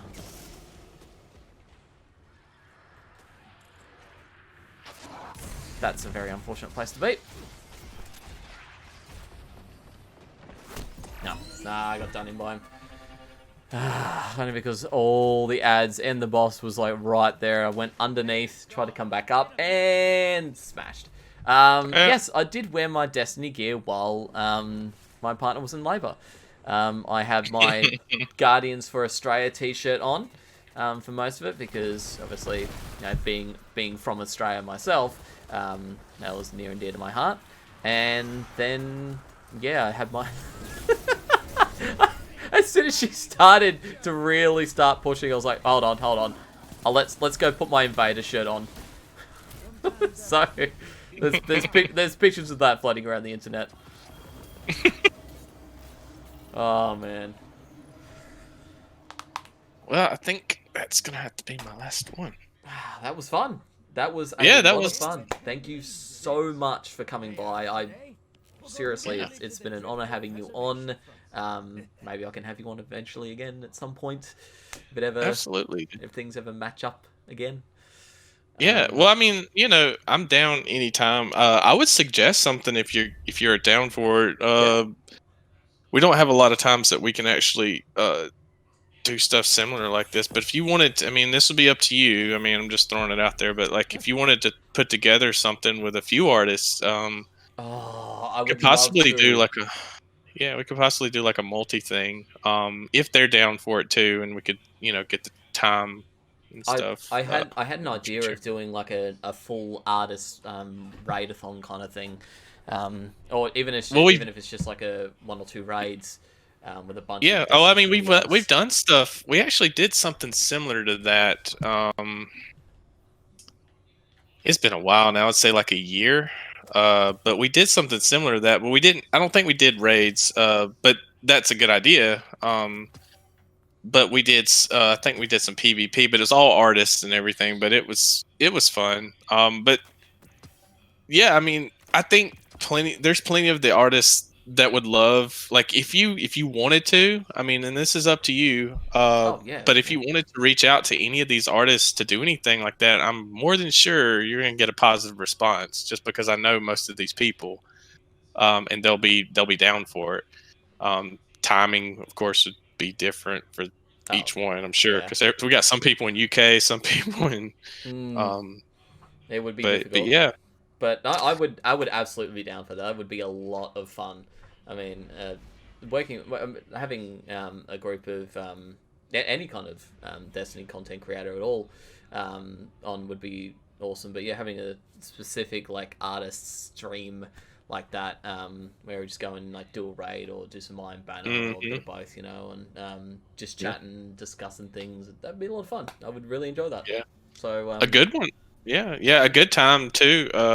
You know, if you wanted to kind of space it out here, if we get up closer to launch of beyond what you call it, yeah, then it might be a good time because you know you got something to kind of discuss things. You know, some I know the artists get really hyped around this time because around the time before an expansion or something because there's a lot of hype because there's a lot of content that we can play off of, and I just know how it is, so I think that would be a good time. But I mean, it's like I said, it's up to you. I'm just throwing it out there because I just know the artist community so well, and I know these guys will be down to do anything you wanted to do. I would be completely there for that. I would love to do something like that at some point. That sounds like so much fun, to be honest. Yeah, it'll be a lot of laughs because these some of these people are some goofy people, especially Farian. Dude, Oh, really?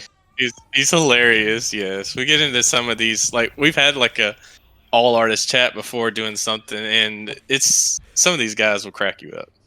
They're hilarious. Oh yeah, I remember when I was interviewing Cobb. Oh, just the stuff Yeah, he's he's coming out with. It just he is one of a kind. yeah, he's hilarious. Good guy. Oh, but yeah. So, where can people find you? All socials. The only one that's different. You can find me on Twitter, Facebook, YouTube, Twitch, and Destiny. All is Mr. Moncus, but if Instagram is the only one I think is different, that's Brian Moncus because I just wanted to actually have my full name for that. But yeah, so Mr. Moncus just about everywhere, and it's Moncus and Brian Moncus on Instagram. Alrighty. Well, thank you for stopping by. You are an absolute legend. I hope everyone's enjoyed it as well.